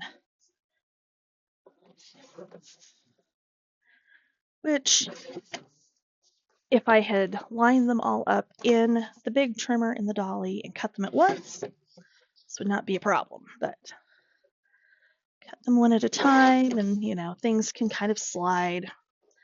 Okay, so it literally just took slivers off of each one of those.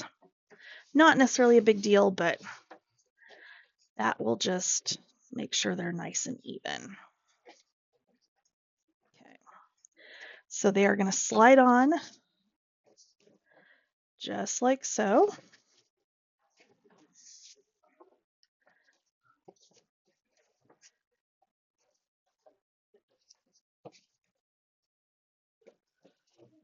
Okay.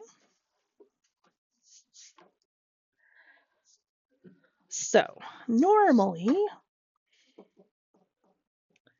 I would use my spacers, but I can't do that this time.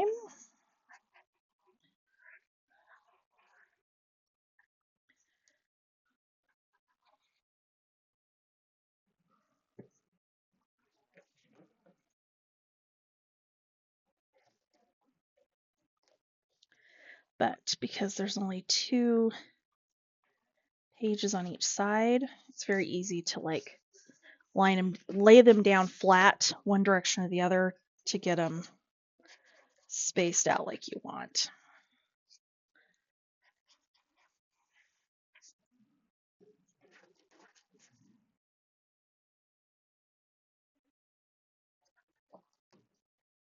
Okay.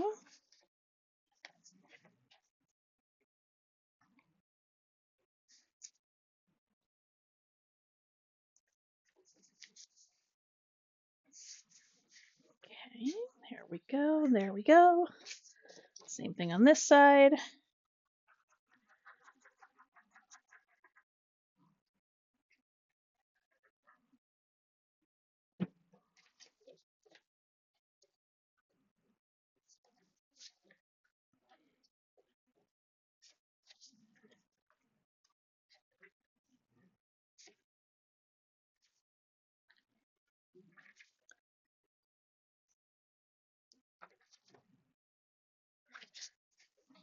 Okay, there's that one.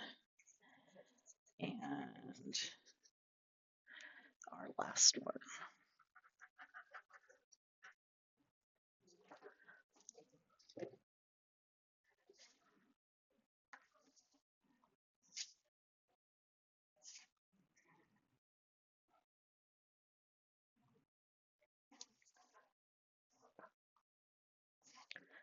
Okay.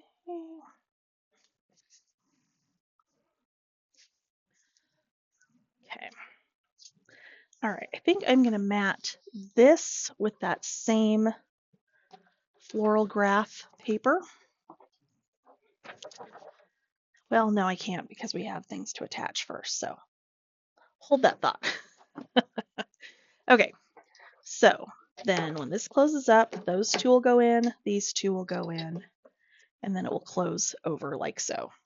Okay, so you'll have those and then those. Okay, let me get some other pieces and parts together. I'll be right back.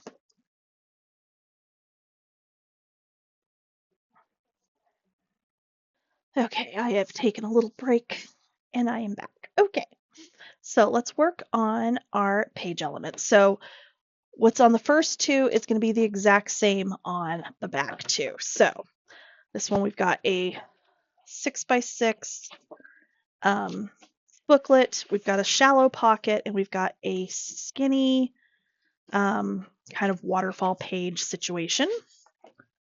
On the back side of that, we've got a large pocket.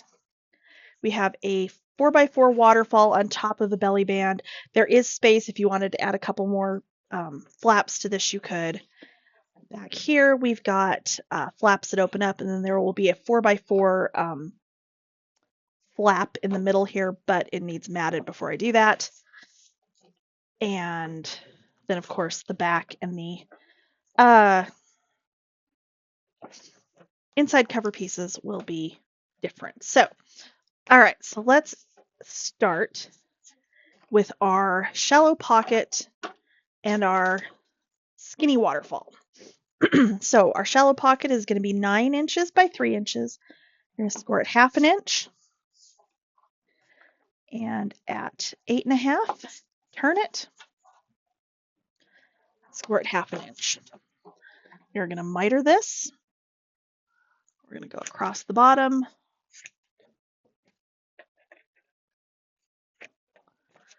And then miter the tops. The pages are 3.5 by 8, and there are 4 of them. All of these you're going to score at 1/2 inch with the 3.5 inch side at the top.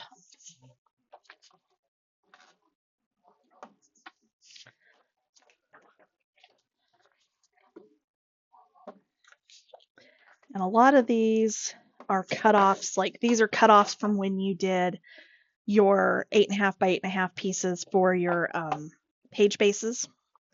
So you shouldn't have to cut into anything new for a couple of these, which I do try to do that with every project. Oh, and then your 6 by 12 scored at 6 inches. I try to do that with projects mostly because I have got this huge bin of scraps of black artisan cardstock that I try to remember and use, like when I'm doing photo mats or I'm trying to do, flaps and things. I try to use those, and barring that, no, other side, sorry. This goes on that outside edge. You could put it the other direction, but I am going to put mine out over here and burnish that down. Okay. And then we'll go ahead and fold our flaps. You are not going to miter these.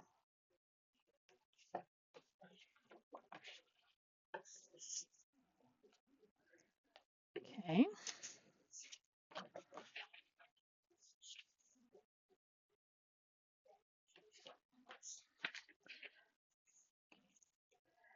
Okay, so we've got all 4 of those. These are just going to stack like a waterfall coming from that other edge. You could, as an alternative, they will fit exactly on top of this pocket if you wanted to go that route instead. I did it this way so that I could do my booklet as a tuck piece that will then hold all of this closed.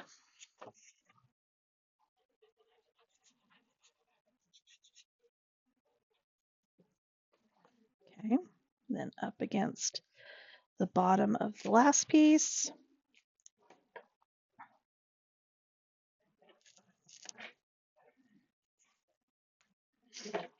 And the next one.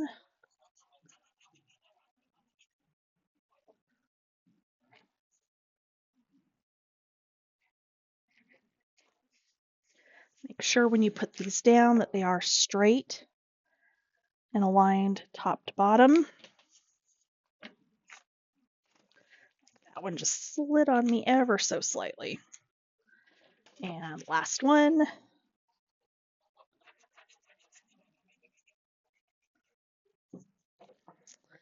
So the inside of this one is going to be fairly simple, in part because that was a lot of like cutting and measuring and whatnot for our little, door on the front cover. So I wanted to keep this inside a little bit easier.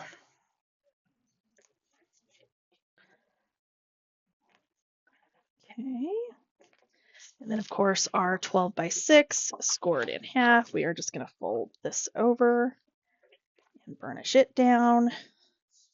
And then that will get tucked in like so to help hold those flaps down. Okay. On the back side, we have our large pocket and flap. So that is going to be a piece that is 4 by 8 with the 4-inch at the top of the scoreboard. You are going to score it at 1/2 inch. And then you are going to miter. And then for the bottom, this is 9 by 6. So you're going to score it 1/2 inch and 8.5. Turn it to the 6-inch side and score it 1/2 inch. And then we are going to cut.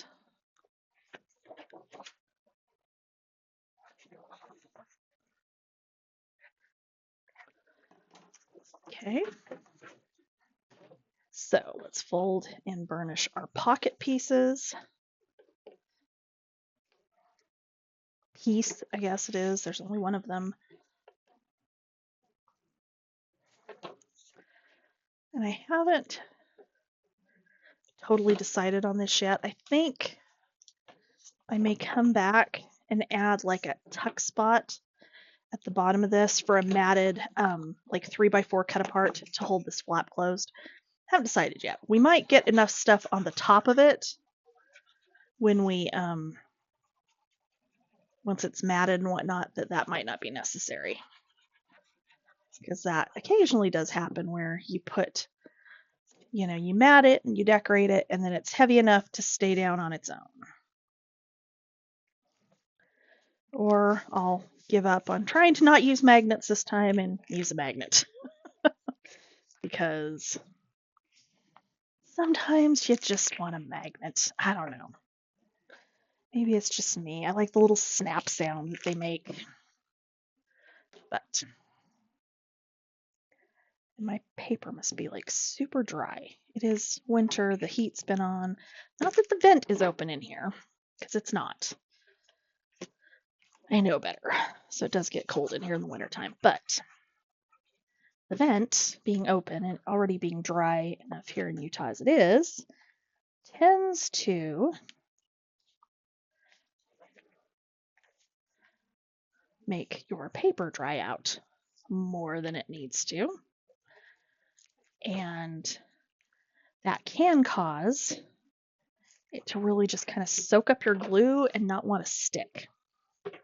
Okay, so there is that one. Next up is a belly band with a waterfall. I think. Yes. Had to double check. Okay, so this is 9 by 4. We're going to score it 1/2 inch and at 8.5. You're going to miter.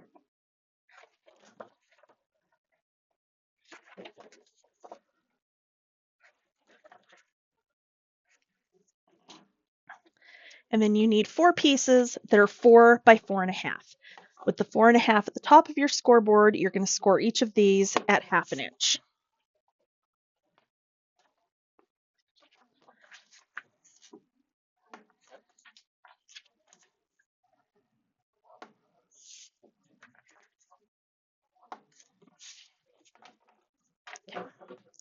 All right, so I'm going to go ahead and fold and burnish all of my little waterfall pieces.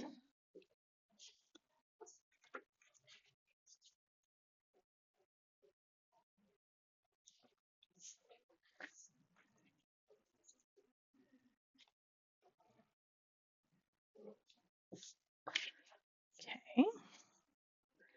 Before I put them down, I do want to fold and burnish here and here. And then hopefully I left enough of my ribbon. Okay, so I'm going to take my shorter piece and hopefully it's going to be enough. We'll find out here in a second. Actually, I'm going to start with my longer piece. Okay, so I'm going to put this right side up. I'm going to tape this down at the top. Okay. Flip it over, leave your ribbon at the top. This one we're going to attach to the bottom of this flap. I'm sorry, this tab at the bottom of our waterfall. Not waterfall, belly band. I know what I'm trying to say, I promise.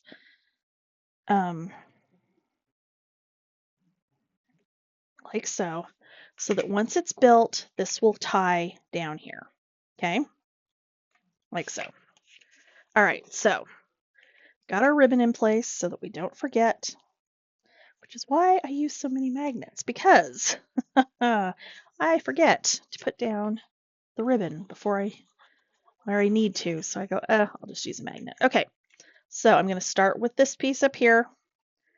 I find it immensely easier to build my waterfalls upside down. So then I flip that back towards me. And then I do this again.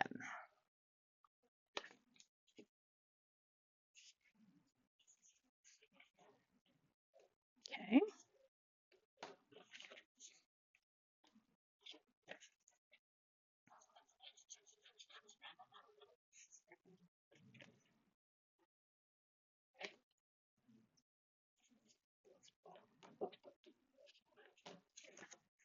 Oh, that piece is like way off.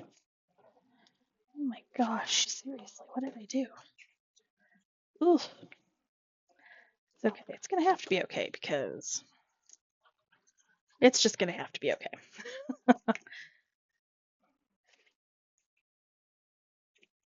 Okay. And over, over, over. And then we are going to tie it closed.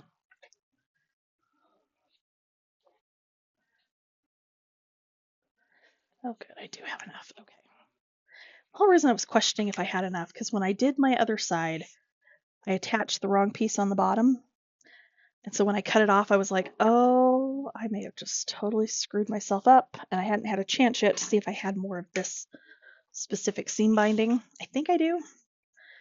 Feels like a color I've had before, but you never know. Okay, get the backing off of that. And then we'll go ahead and glue our waterfall belly band in our book. Of course, if you want to be really precise and measure it so it's centered exactly, go right ahead. I'm just going to eyeball it.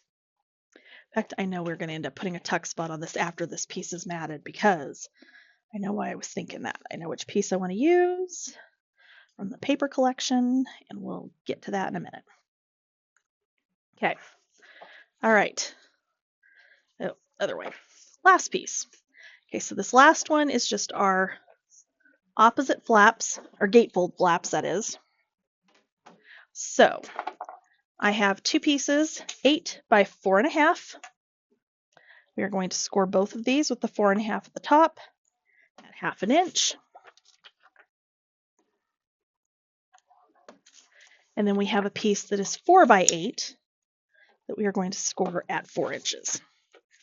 So I'm going to go ahead and fold and burnish that piece and set that one aside because we can't do anything with that until this is matted. Okay, I'm going to miter both of these.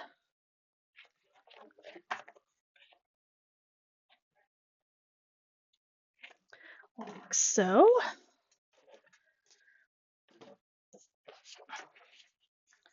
And then fold and burnish like we do. And you could put all of these pieces in a completely different order if you wanted to.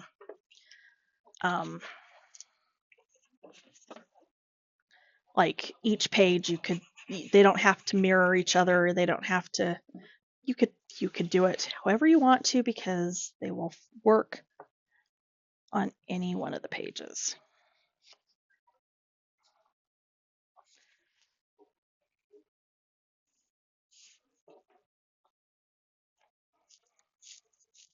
Okay, there's that one.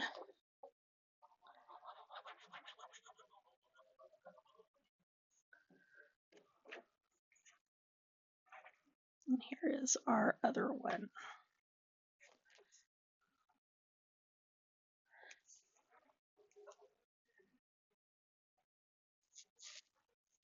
Okay, I'm going to give those a second to dry. We are going to do our pocket. Yes, another one for the middle back. This is going to make sense why we're doing this back pages across like we are, because when I go to decorate this, we are going to use the odds and ends and things to build a little scene. If you choose to follow along and do it that way, it's entirely up to you. Of course, you can do it your way. So this is 9 1/8 by 5. So I'm going to score this at 1/2 inch and 8 5/8. I'm going to turn it, go 1/2 inch again.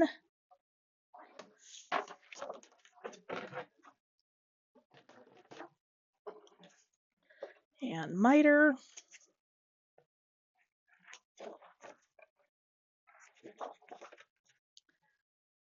And miter. Okay. And fold that over. Burnish it down.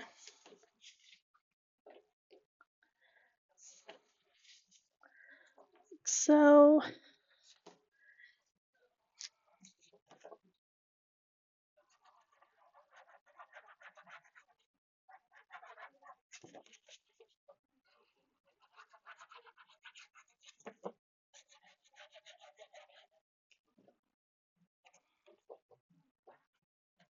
And we are just going to center this up at the bottom, like so.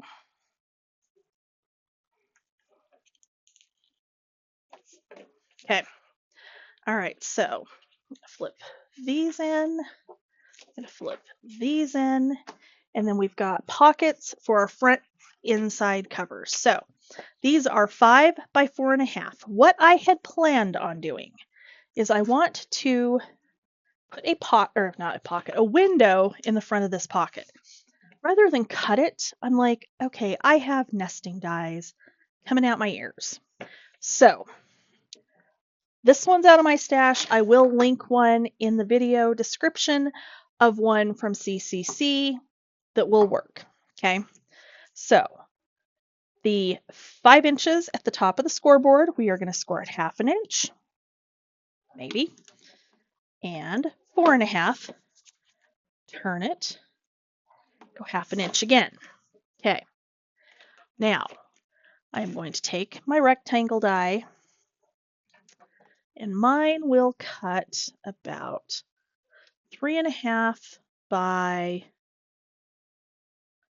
2.25. Okay, so I will take that, I will center it on here about like so, and I will take my, well, maybe I will. Where'd my tape go?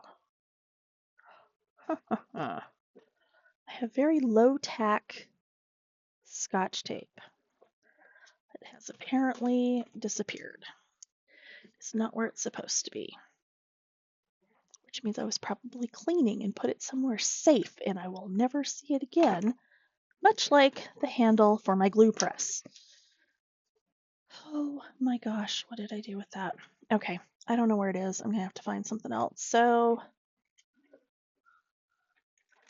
we're gonna go with the purple tape that's similar, that I don't like nearly as well. Oh, that's insane. What did I do with that tape dispenser? Oh well. Okay, so I will line that up where it needs to cut, and then we're gonna go ahead and score our other piece while we're here. So 5 at the top, half inch. Don't go through the cardstock like I just did. Oh yeah, like really went through it. Okay, so let's find me another piece. Maybe.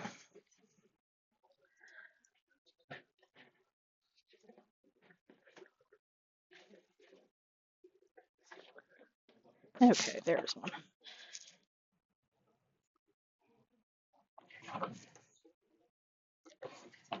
Okay, let's try that again. Oh my gosh. I have a new chair and it keeps rolling away the second I stand up. I'm going to end up breaking my tailbone, I'm telling you.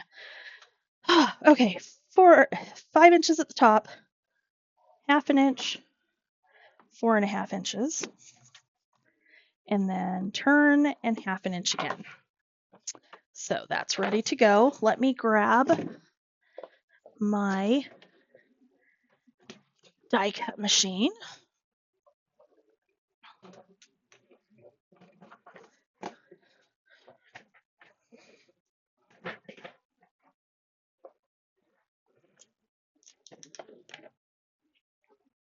All right. Make sure that's straight.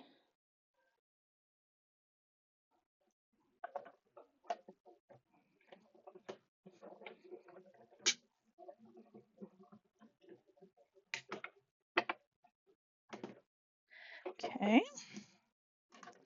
There is that.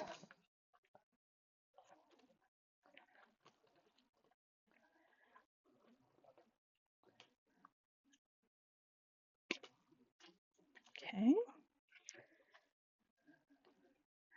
Then I'm actually just so that they end up about the same place.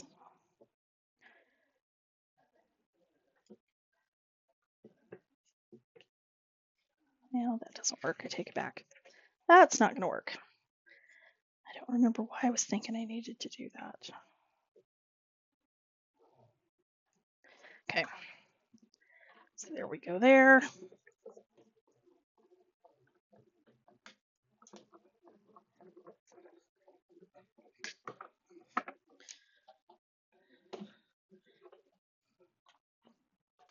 Okay. All right. I'm going to leave this out. I'll set it off to the side for a minute because I will use it when I go to mat as well. But before I do that, I do want to cut my acetate that's going to go in that little window. And we are going to use the super cute Buffalo Check acetate. Okay, so I am going to cut 2 pieces that are 3 by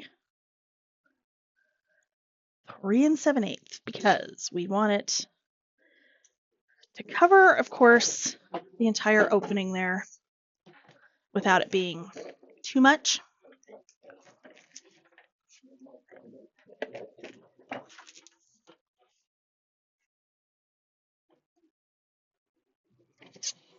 Okay. All right, so 3 by 3 7/8. Did I just cut that crooked? No, it's okay. Okay. All right. However, I'm not gonna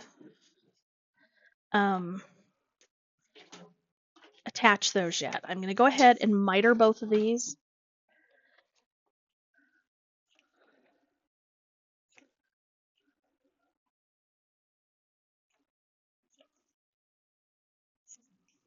Because I do want to use this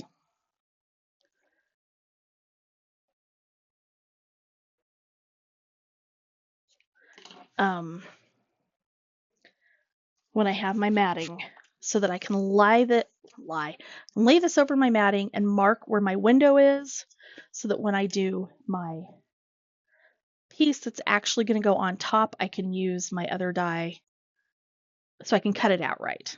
Okay. And I'm not sure if I'm going to use the one that's going to actually leave a gap or if I'm going to use the same one. Where this is getting really close to my edges here, I think I am going to use the other die.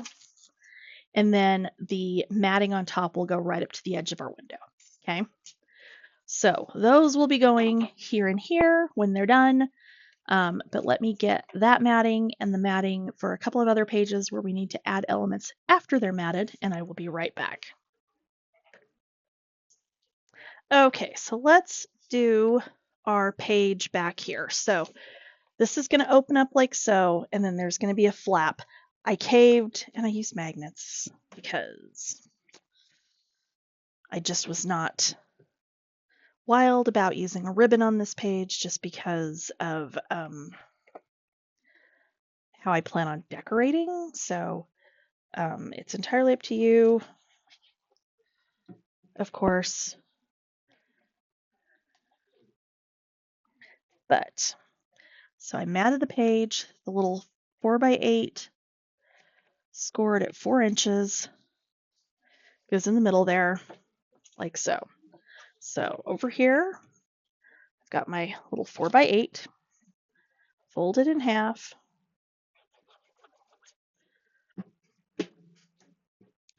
We are going to put that down right here in the middle. And then I am going to do my magnets.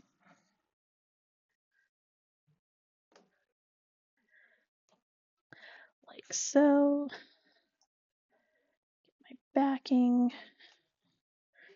Put my matting on.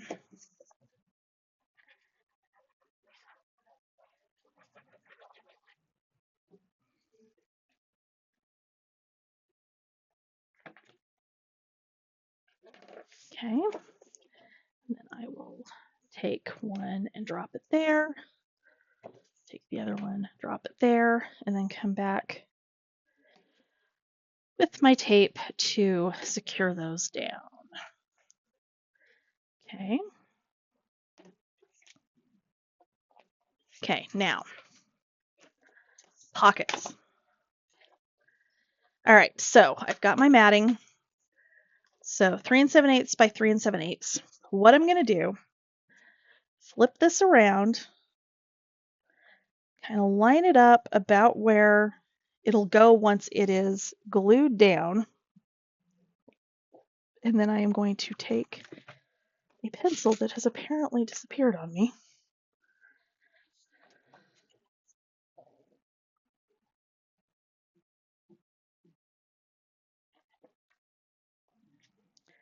To,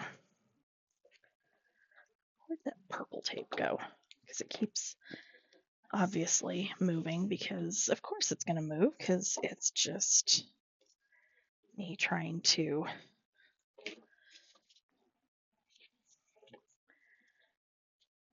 okay. That way I have a better visual of what center is.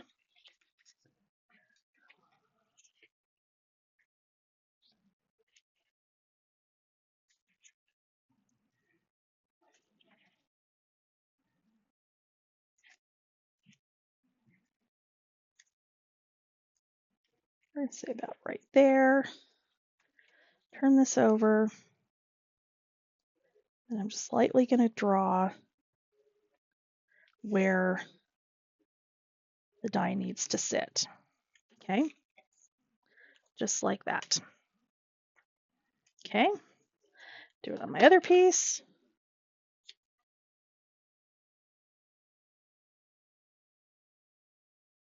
Like so. Turn it over.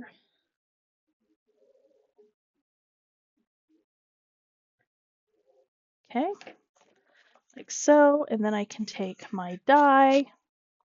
That isn't it. This is it. And line it up on top of my lines that I've drawn.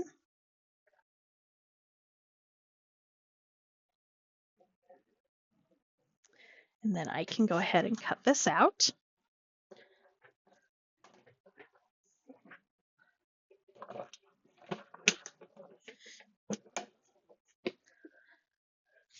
Where'd my plate go? There it is. Okay. Put that down. That on top of it, make sure it's still straight.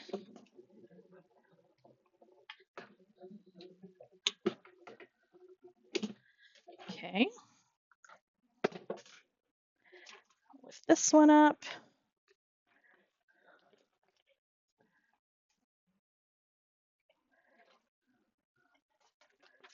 Carefully take the tape off. Line it up again.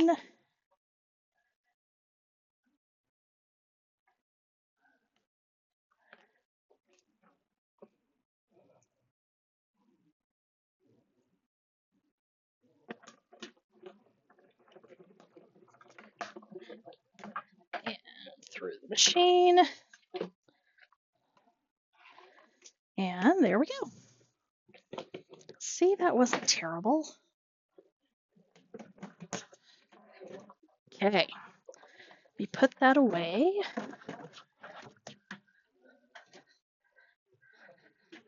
Okay, so now we can take my little piece that this goes on and go ahead and glue this on the front.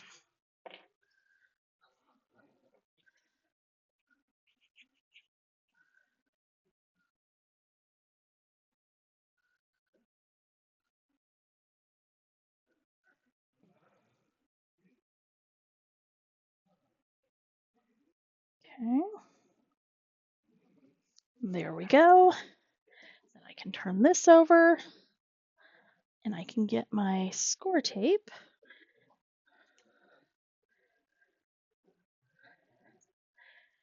We'll go ahead and put that across there and across there. And then I actually need the thinner stuff. Ugh. Of course, I could glue it. You know what? I think we're going to use a combination. So that much is good.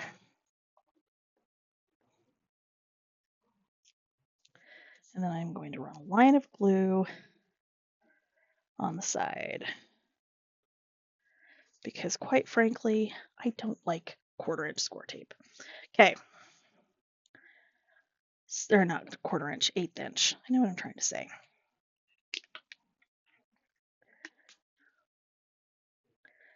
I was not paying attention. Ugh. Whew. Very close. Okay. Let's try this again. There we go. Put that down. I'm going to let that sit for a second. Do our other piece. And again, we're going to very carefully peel our tape off. We can go ahead and do our score tape.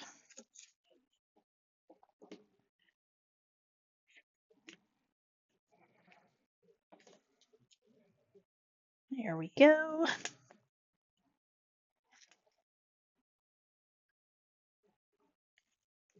All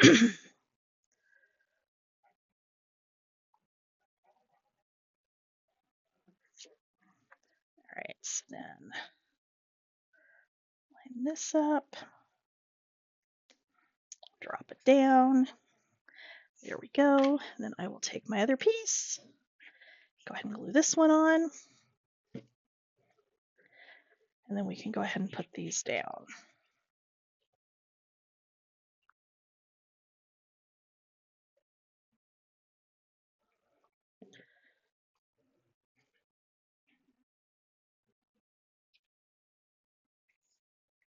See, that worked out so cute. I don't know why it didn't dawn on me to do a die to make the window in a shaker or a pocket like this until this weekend. Seriously? Like, why? Why did that not occur to me? Okay. And I have got so many just like basic shape dies. Squares and rectangles and circles and, you know, whatnot. Okay, so I'm going to go ahead and glue this in.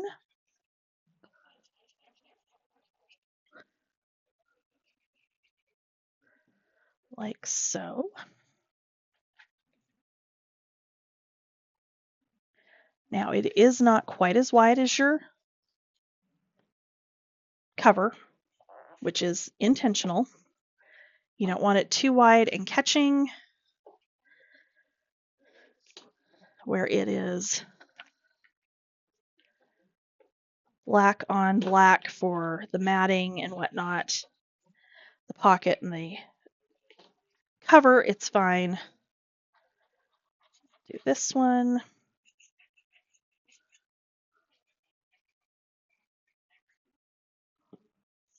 Okay.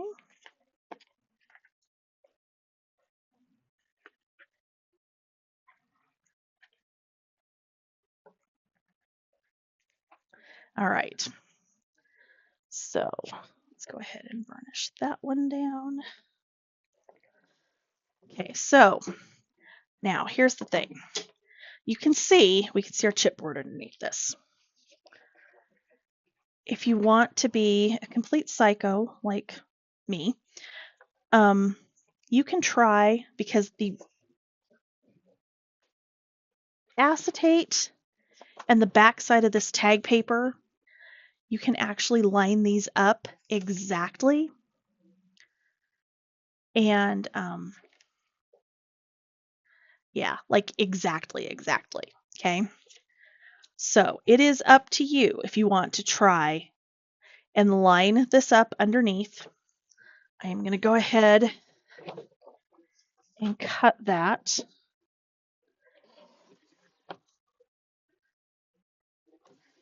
And see exactly how easy or not easy this is going to be.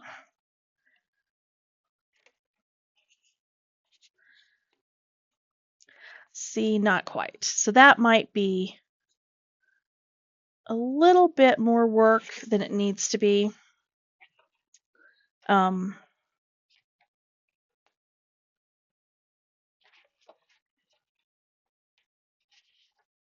See, like this side lines up almost perfectly.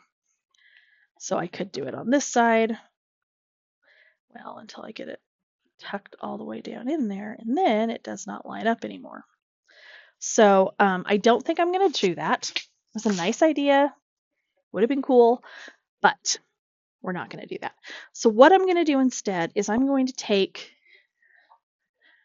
a scrap of black cardstock that I am going to get. Actually, no, I'm not. No, I'm not. You know what? Let's do this instead. Let me grab some white.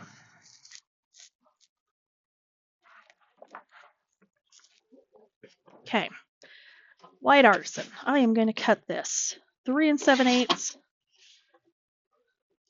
by 3 7/8.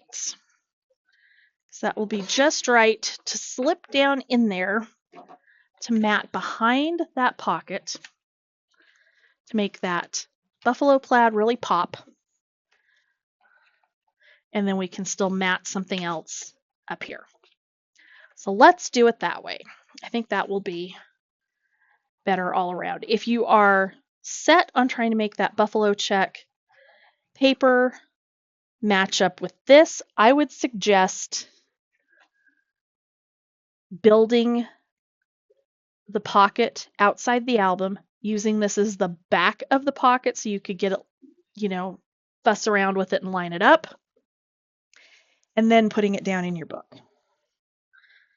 Like I said, I wasn't sure if that was going to be easy, hard, if I would even want to do that. So just, it's an option. It's something to think about.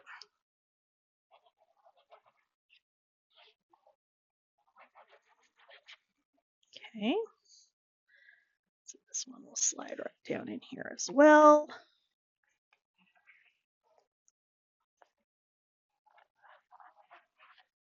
Okay. All right. So that is that.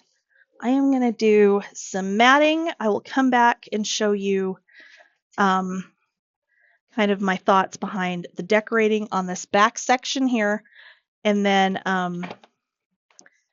if we are going to do a tuck spot, because what I was thinking for that tuck spot actually was going to be, where'd that piece go? The giant tag that is on the back side of the buffalo check. To do that as with like a little tuck spot here where this is going to help hold this flap down. Okay. Just a thought. I'm not sure if I'm going to do that or not yet. I probably will not know until I've actually done some of the matting and decorating and whatnot. And then I can get that figured out and I will be back to show you that.